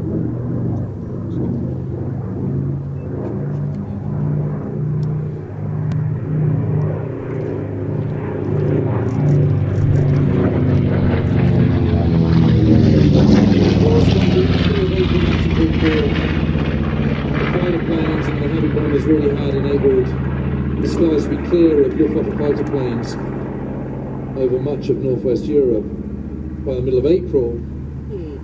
The biggest danger to these planes flying in the months just before, in the weeks just before D-Day, was really from flak anti-aircraft guns on the down below. And of course, if you're operating at such low heights, you've got very little room for manoeuvre if anything goes wrong.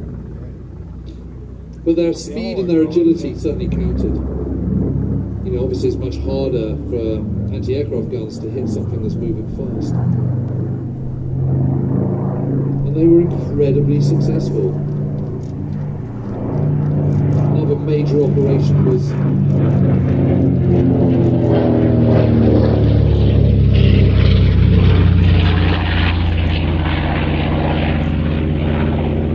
Operation Strangle. From April 1944 in Italy, ahead of the last major attack yards, and yet again the Mitchells and the other medium bombers were mainstays of this, operating very successfully in the Mediterranean.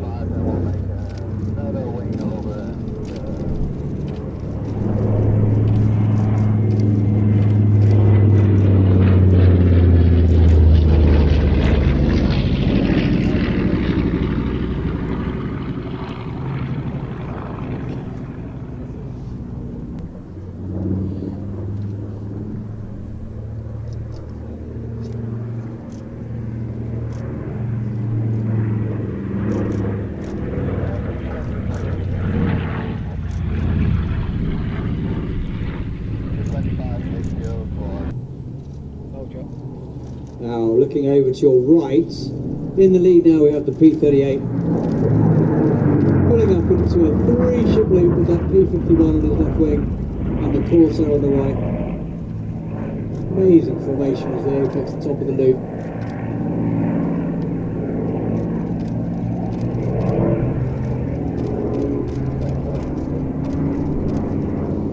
B-25's coming in.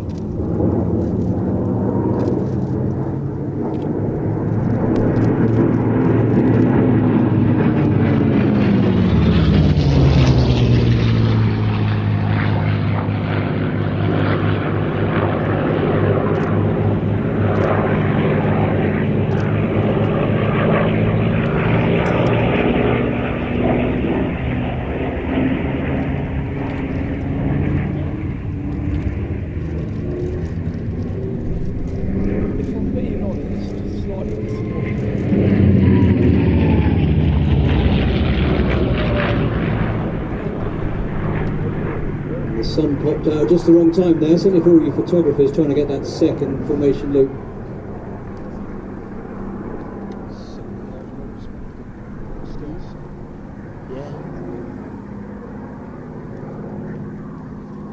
P-38 being flown by Raymond Reedman, who it sounds like he has the worst job in the world. He is the chief fixed-wing pilot for the Flying Bulls, so he gets to fly all of the fixed-wing aircraft in the Flying Bulls inventory. The DC-6, the B-25, the Lightning, the Mustang and the Corsair, so rather envious of his job.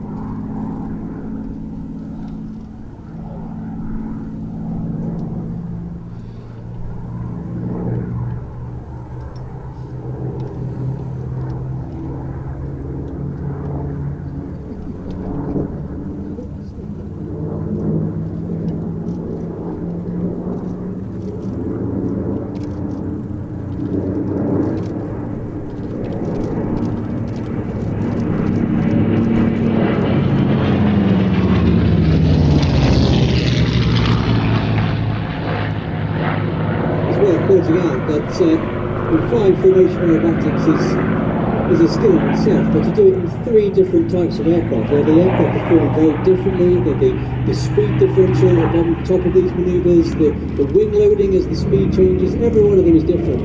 The pilot's working very hard on doing a grand job with this routine.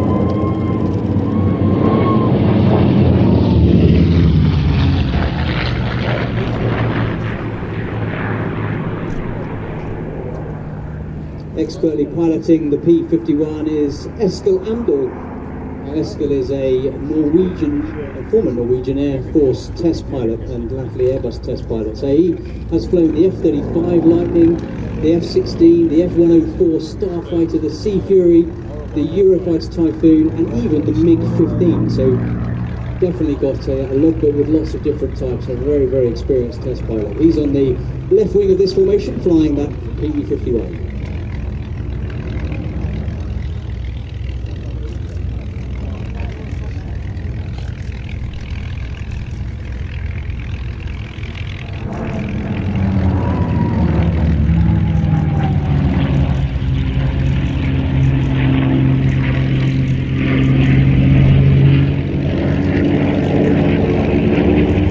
doing the commentary decks, aren't we? Imagine them doing for the Cornwall at this. It's just fabulous. I'll give others a go outside because we can't quite see the formation. Flying the Corsair is Eric Goujon. Eric is a French pilot who he's been flying a lot of various types throughout his career. He started as a Mirage pilot in the French Air Force, and he's flying Spitfires and Corsairs in France and with the Flying Balls. So he is again a very experienced Warbird display pilot. Now we've just gone into a three-ship led by the P-38, followed by the P-51 and the Corsair for a beautiful three-ship tail chase. So cameras ready for this.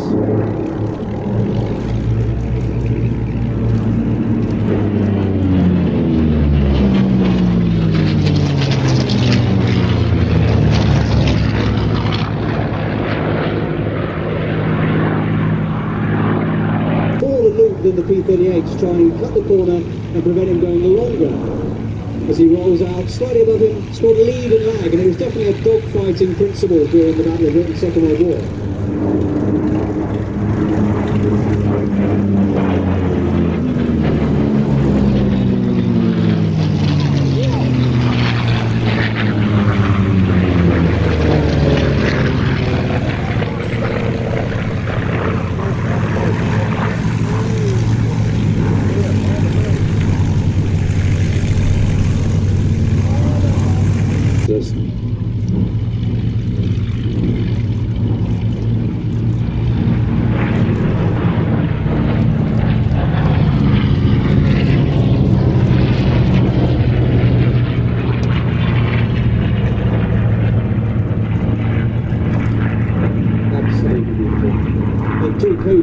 We did something called the Armchair Air Show. We didn't go have real air shows, we did an online one. 38 is a case in point, really.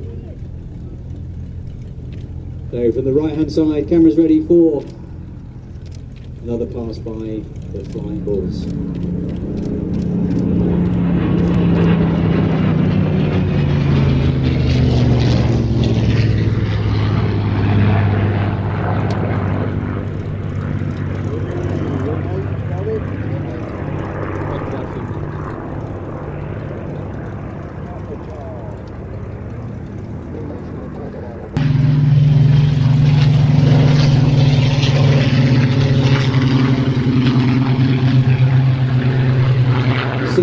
The P-38 weaving on finals there, just extending his ground track to enable those Spitfires to get airborne, because they were occupying the runway. He wants to touch down, so he's just weaving on final to extend that ground track before he comes and touches down. Now the Spitfires are cleared.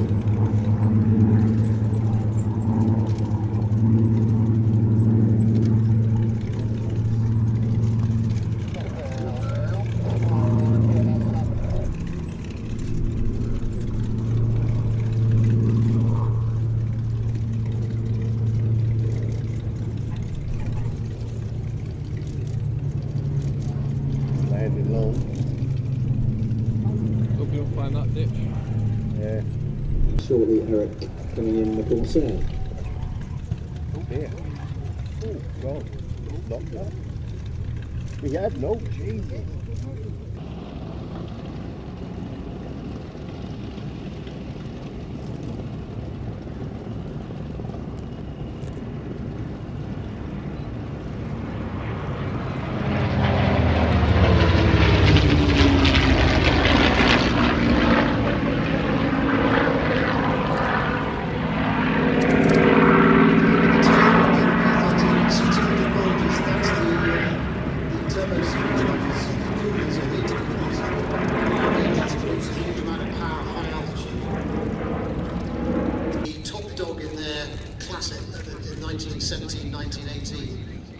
As with all air warfare since air warfare began, it's always a fight between powerful engines, streamlined aerodynamics, and put the two together. And this is the two aircraft you're about to see fly are the German answer to the Sopwith Camel and the SE-5.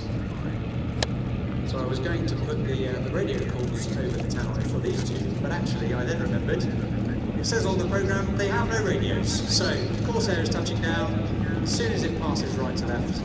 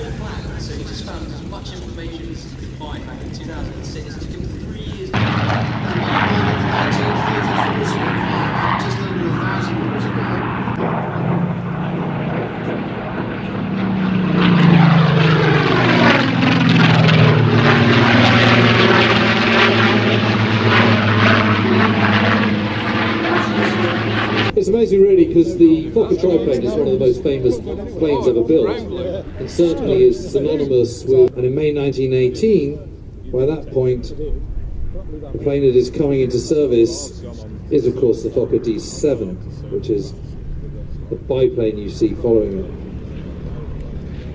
It's cantilever wing and improved ability to climb and excessive maneuverability.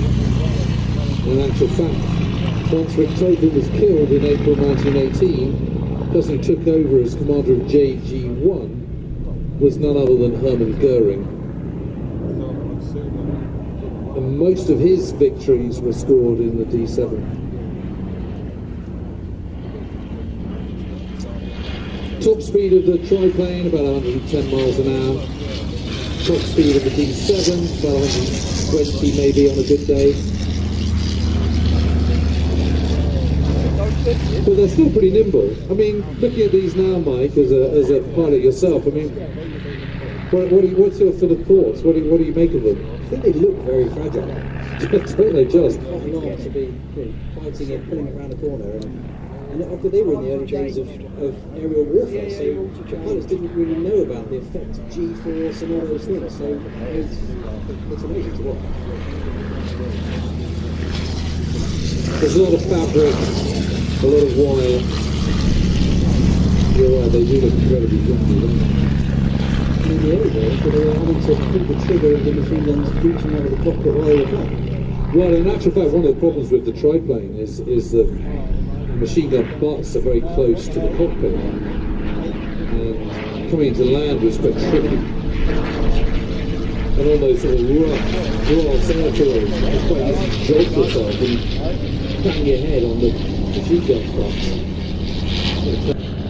So he took it back to their plant at Ferret and told Reinhold Platz, his chief designer, this was what was needed. He wanted a Fokker triplane as well. The first prototype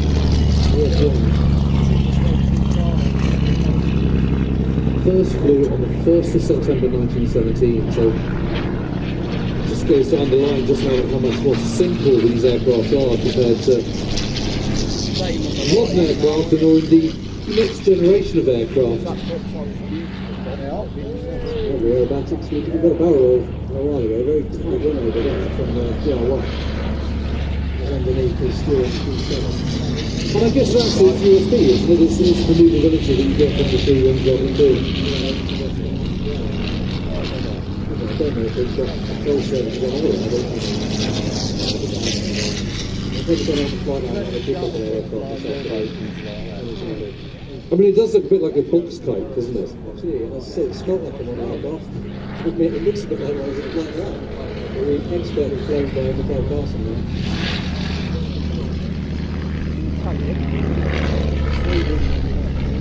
mentioned them earlier, so that's 2 goals now. 7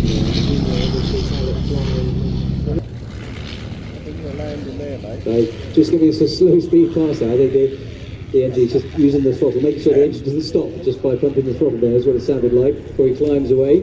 Now he's touching down as into wind as possible. And just look how short the landing roll will be.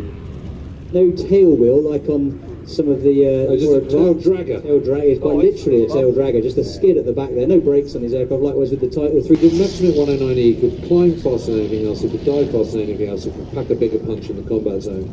And what a difference that is to this kind of aerial fighting, where it's all about manoeuvrability.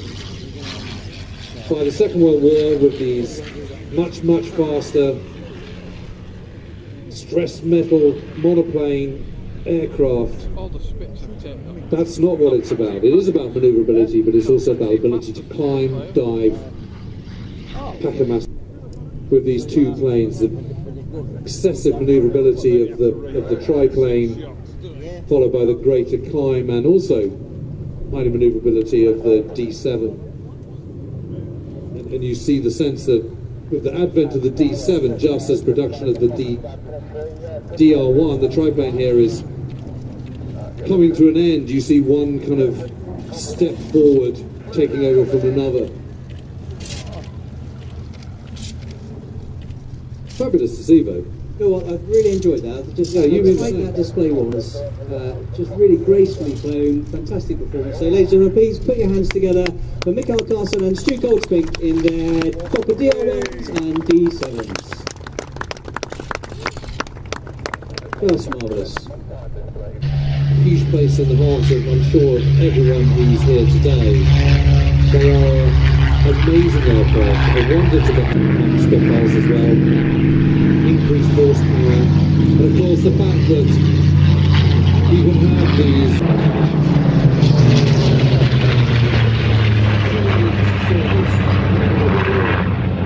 is testimony to the fundamental that it looks absolutely distinctively like a Spitfire, whether it's a Mark 1 or whether it's a Mark 22 or whether it's a Mark 14 with a different engine in it.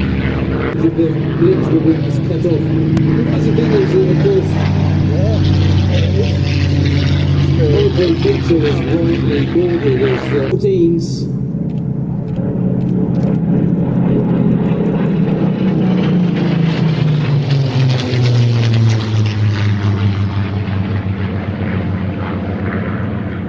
Very different sound to the Griffin engine. FR fighter reconnaissance, so the fighter reconnaissance version. For those who saw the aircraft taxi out from the flight line, big porthole windows on the sides of the fuselage for the reconnaissance cameras, but they're also armed, whereas one of the other aircraft that just got airborne was a PR-11, so photo reconnaissance wasn't armed at all, just a photo reconnaissance aircraft, unarmed. But this is an FR, the fighter reconnaissance version. And it's important to remember that it wasn't just Mitchell, there was a team of designers. Joe Smith, who was the assistant chief designer, took over from Mitchell when he sadly passed away. Beverly Shenstone and Al Faddy. And it was Shenstone, Smith and Faddy who were really responsible for the elliptical wing rather than Mitchell.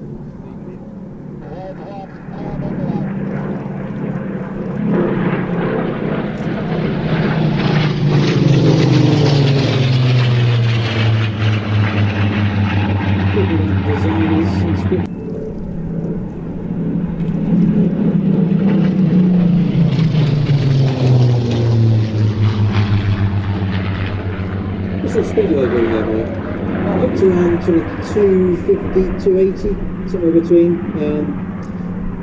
Aerobatic so far, you can hear on the radio, the other 7 are joining up into formation. We're going to get a real treat of a 9-ship flight.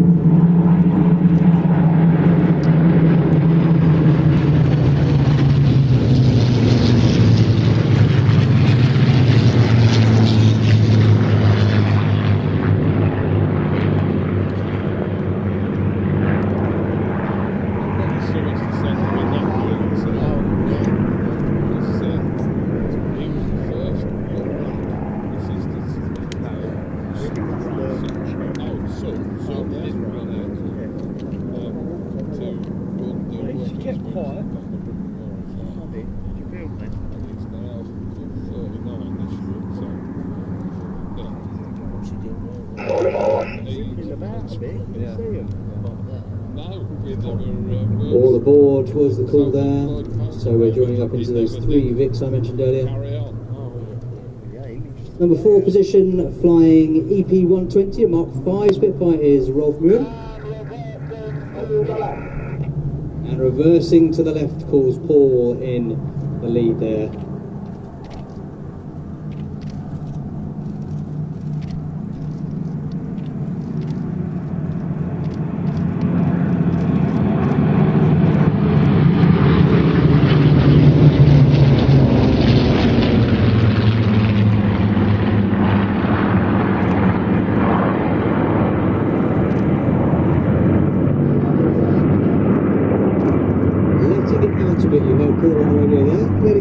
Just releasing the back pressure on the control column, so less G, so he's catering for the wind there. What he doesn't want is the wind blowing the formation towards the crowd and coming closer than he's allowed, as dictated by the rules from the Civil Aviation Authority. So letting it out a bit, as he said, around the back, which means he can fly the formation without getting affected by the wind and blowing over the crowd line. And now tightening, that's the opposite. He's pulling back on the stick just to put a little bit more G and tighten the turn to complete this flight past.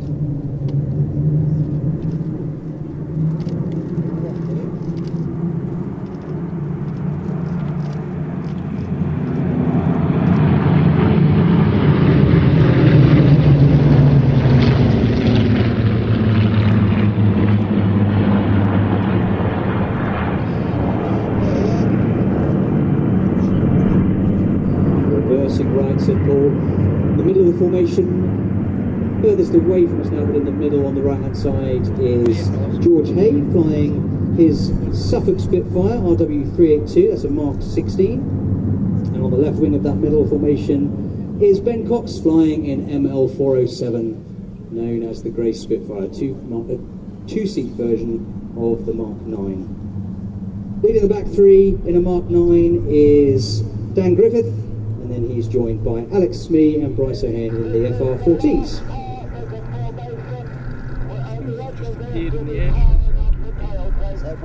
This is the last pass of the formation, says Paul. After this, we'll be powering up for tail chase. So, in from the right.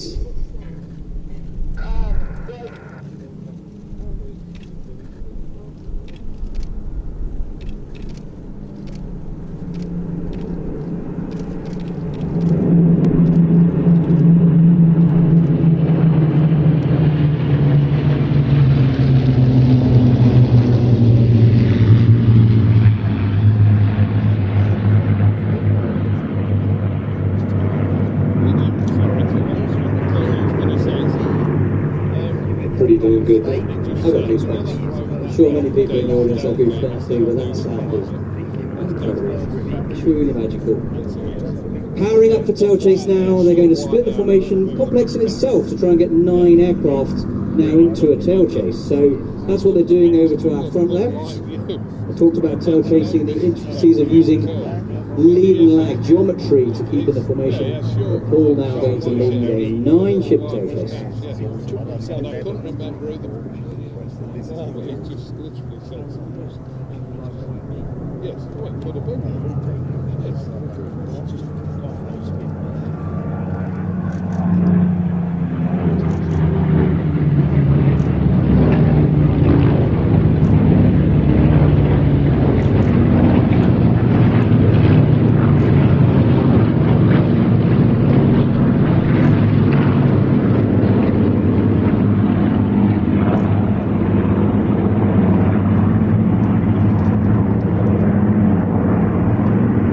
It really looks like one of those Photoshop pictures where you see one aircraft and time stills of the photos, but it is real, ladies and gentlemen.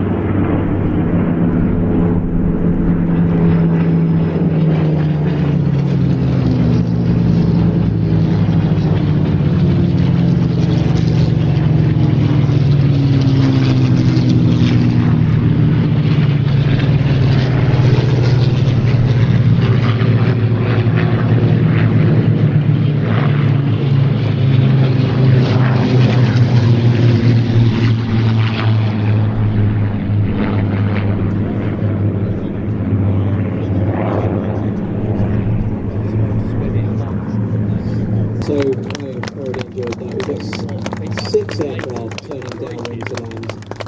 But behind us, 3 have formed up. No, 4 have formed up. In fact, careful, certainly on the ground with how quickly the engine could overheat. And it's the same for when they finish flying, especially when they've been at high power setting all that time doing that tail chase.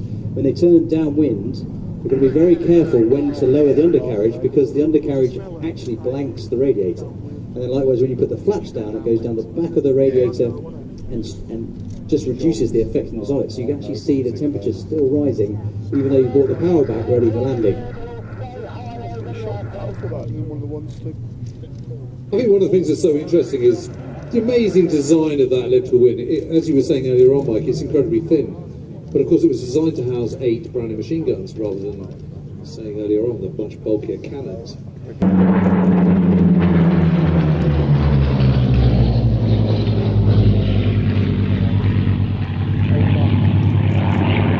I'll come back to the wings in a minute. Let's just watch this for a minute.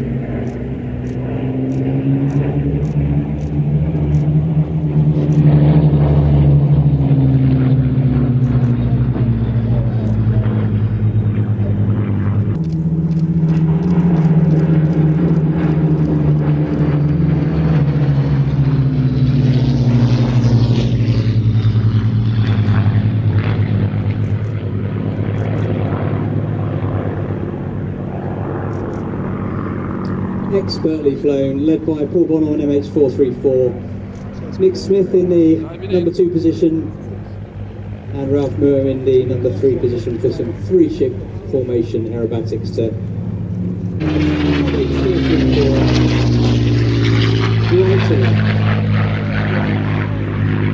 ML407, sorry, the Grace Spitfire, flown by Ben Cox, showing off those D-Day invasion stripes, those black and white stripes.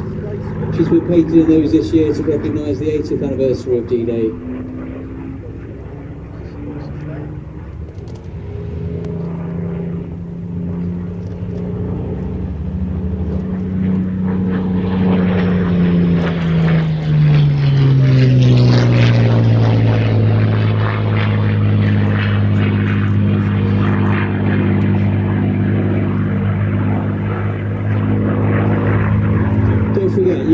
Fly in this very aircraft here at Sywall. Warbird.flights.co.uk. The back seat gives you a feeling of what it was like for all those pilots during the Second World War flying the Spitfire. You will have a magical time. It's a true honour to fly this aircraft and to give those passenger experiences, and the number of people that get emotional is astounding. Yeah.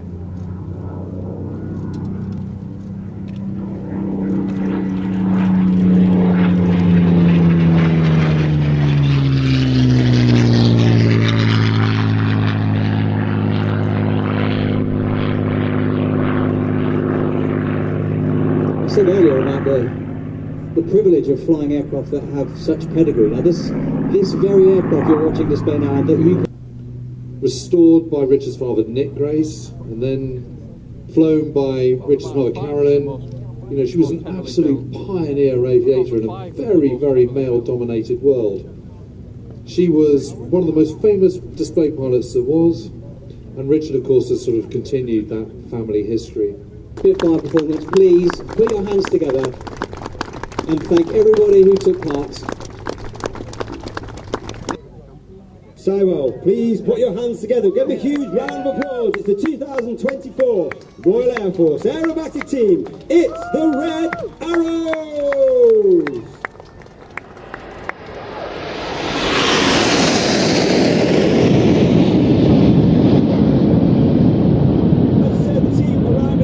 Famous Diamond 9, trailing all red, whites and blue. They arrive at approximately 450 miles per hour, and they pull up, and you can really see that platform of the Diamond 9 as reds 8 and 9 move their sails rearwards to convert into 9 Arrow. Reaching a height of approximately 5,500 to 6,000 feet at the top of that loop, with the aircraft slowing down to approximately 120 miles per hour.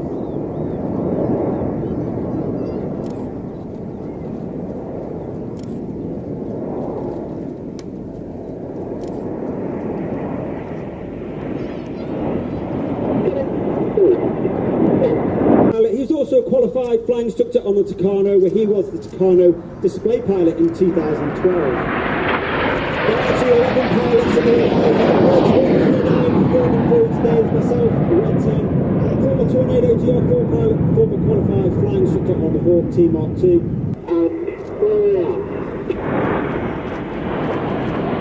On the right hand side of Red 1 is Red 2, that's squad leader Chris McCann. This is his first year on the team. Out of training, he was taken directly as an instructor on the Tucano. Once he finished his time as an instructor, he then joined the World Fighter 617 Downbuster Squadron on the GR4. Given the formation, it's making it more difficult to see Reds 8 and 9 once again move themselves outwards, change the shape from Concorde into Signet. The aircraft slowing down to only 120 miles an hour. The pilot's fighting with the less responsive controls, and now it starts to increase to 200, 300, back to that 400 miles per hour, making the controls a lot more responsive as Red 1 brings them around to the left.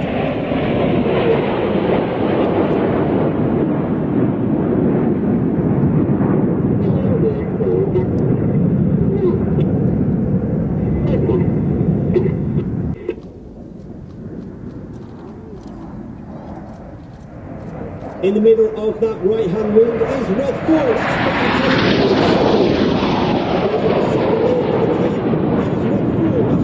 and he remained as Red 4 and took up the position affectionately known as Uncle Enid. The dynamic Tornado.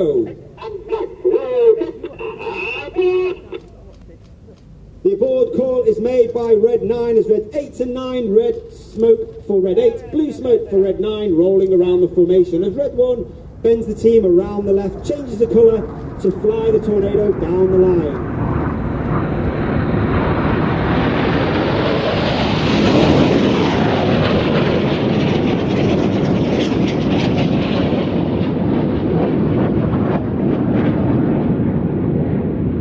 In that particular movie, you'll see that the aircraft are flying with their air brakes out. There's a small door at the bottom of the aircraft towards the rear. This has a twofold effect. It makes the pilots fly with a higher throttle setting. Yeah, well, that's what I reckon.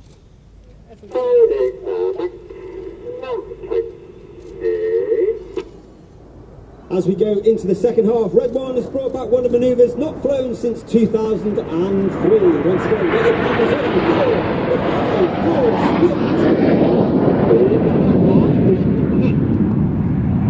As we go into the second half, we now split down into smaller sections. Off to the right hand side, you've got Reds 1 through 5. They're now known as Enid, named after Enid Blyton's famous 5. And Reds 6, 7, 8 and 9 off to the left, they are now known as Hannah, named after squad leader Ray Hannah. You saw his Spitfire flying earlier. He's one of the early members of the Red Arrows, the only Red 1 to lead the team for 4 years. He took the team from a 7 to a 9 and also formed our trademark Diamond 9. Enid from the right, Hannah from the left for the 5-4 cross.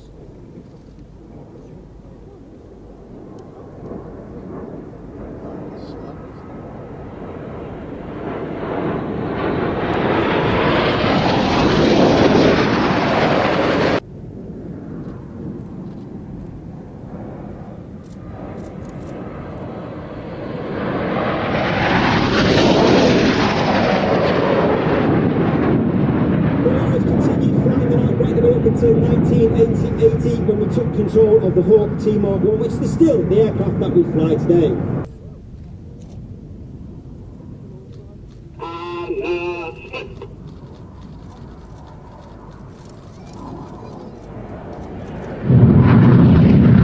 And 7 and 6. And on the Typhoon, he flew with 11 and 12 squadrons at RAF Coningsby. Each pair will now dive down to approximately 100 feet above the airfield. They have a closing speed of over 800 miles per hour, looking to pass each other within only 30 metres, that's 100 feet wingtip to wingtip. Get your cameras ready, this is the Hannah Pass.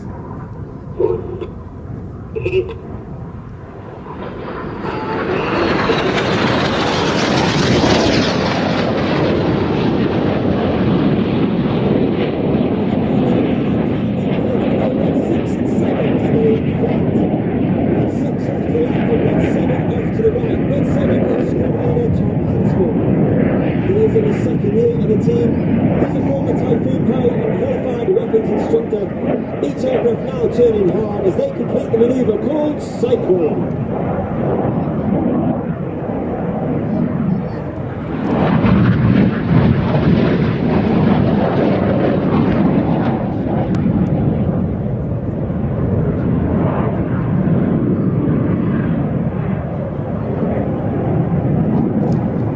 Third and final year in the team, former Typhoon pilot,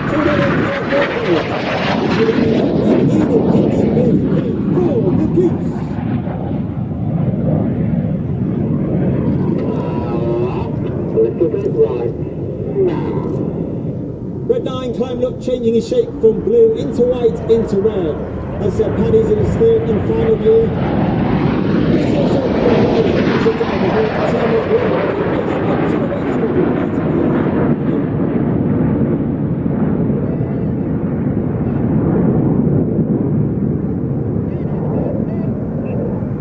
as Enid leaves directly to your left, synchro, hard.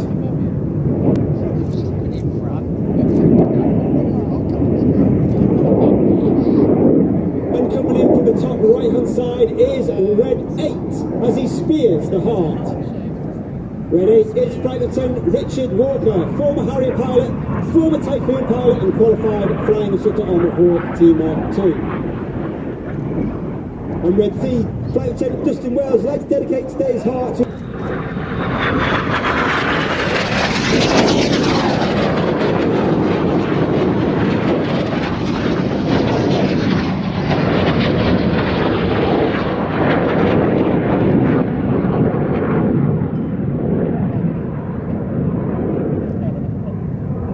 As the synchro pair leaves to our rear, coming in from the left-hand side, you've got Enid, and they've now been joined by Reds 8 and 9. As Red Pull 1 pulls it up once again, over 450 miles per hour, he'll roll to the right. Get your cameras ready for the Vixen vertical brake.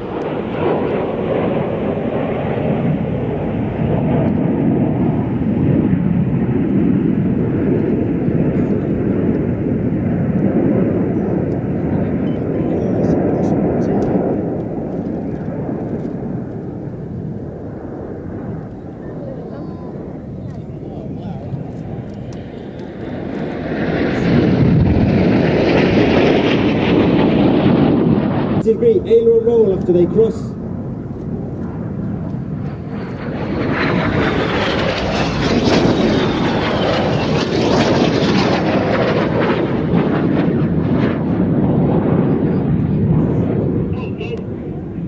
Pull go is a call from Red 6. Each aircraft now pull up.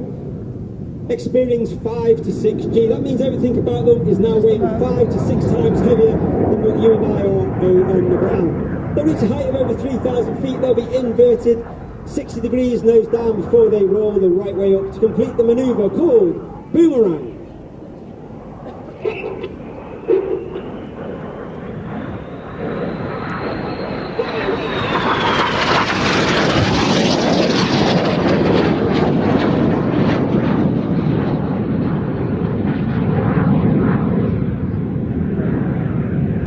Conduct a barrel roll, leaving a snake-like smoke trail in the sky. For the first part of the manoeuvre, we like to call the Serpent.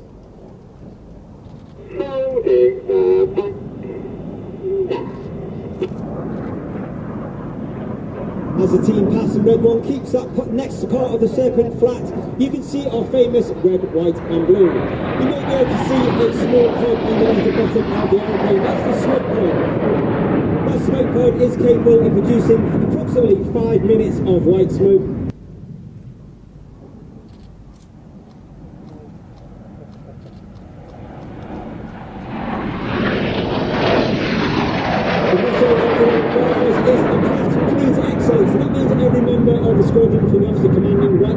To the newest member is striving for excellence in everything that we do, and we also try to leave the squadron in a better place from whence we found it when we joined.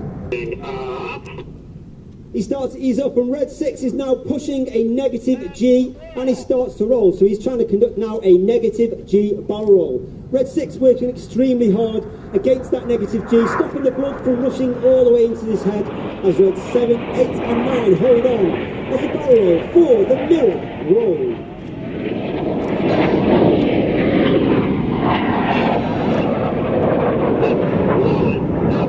And the manoeuvre finished off by Reds 8 and 9 rolling back with the red and the blue smoke.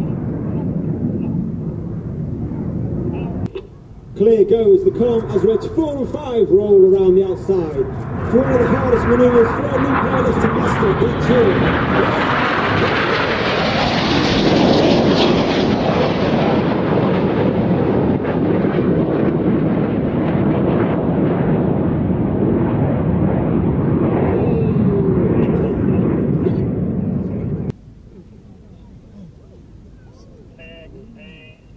As Reds 8 and 9 complete their drawing in the sky of 60 to celebrate our 60 display season. Speed of over 800 miles per hour, looking to pass within only 30 metres of each other. 6 from the right, 7 from the left for the synchro double roll.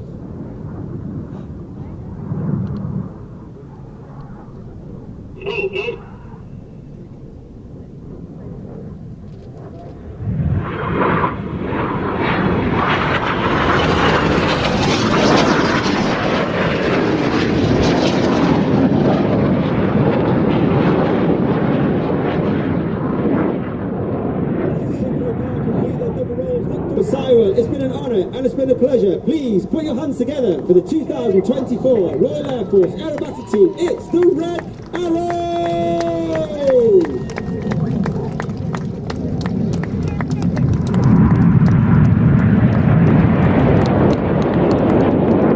Well, I certainly hope you've enjoyed the video. We've been watching the Cornwall Air Show 2024. Thank you so much for watching, and don't forget, give it a subscribe, give it a like, all that good stuff. And also, hey, we've got something very special for you. We've got a couple of special offers, so stay right where you are for this. Hi, it's Stu Bear from Air Show World, and I'm very proud to announce our sponsor, the Kent and Sussex Tea and Coffee Company. And for viewers of Air Show World, you can get 15% off from the world's best tea and coffee company. Plus, you'll be helping Air Show World grow. Just use the code AIRSHOW. That's the Kent and Sussex Tea and Coffee Company. Timing. Split-second timing. Heart rate gets faster. Just for a moment, time stands still. Top pilots use split-second timing, pulling G-forces with precision and perfect timing. That's why the world's best display pilots put their trust in Swiss precision timing with avionic watches, and you can be part of this world with perfect timing. Air Show World are proud to offer you 20% off ladies' or gentlemen's avionic watches. This offer is exclusive to Air Show World. Click the link or see the website at Avionic Watches and use the code of Air Show World. Remember, timing is everything with Avionic Watches.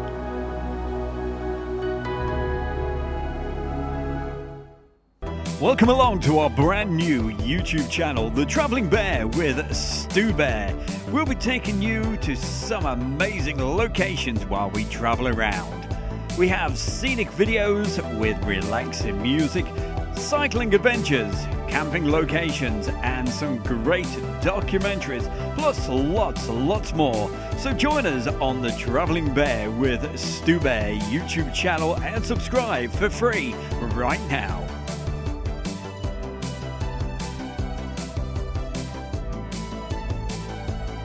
Well, a big thank you to everybody for watching tonight's extended show. Certainly hope you enjoyed it. Normally it's a 60-minute show starting at 7 o'clock and finishing at 8. But tonight, hey, especially for you guys, we put on this extra special, wanting to show you this great air show, which I think was the best, certainly the best air show that I've been to this year. So a big thank you to everybody for watching the show, and also a big thanks to our new subscribers as well. And Derek Reed, thank you for watching. John Bullen, Fire Falcon, and Ed Zachary, and everybody else.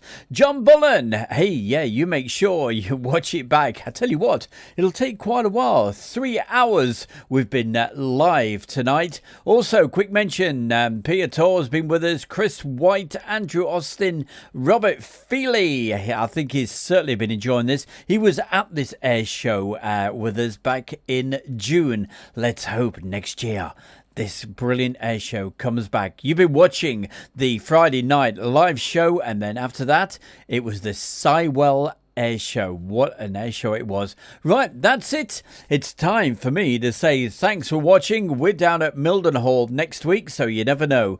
Keep your eyes open, keep your ears open. We could just be live from down there next week. Until then, you take care of yourself and have a great weekend. From my good self, Stu Bear, right here at Air Show World. We'll see you very soon. Thank you, and a very big good night.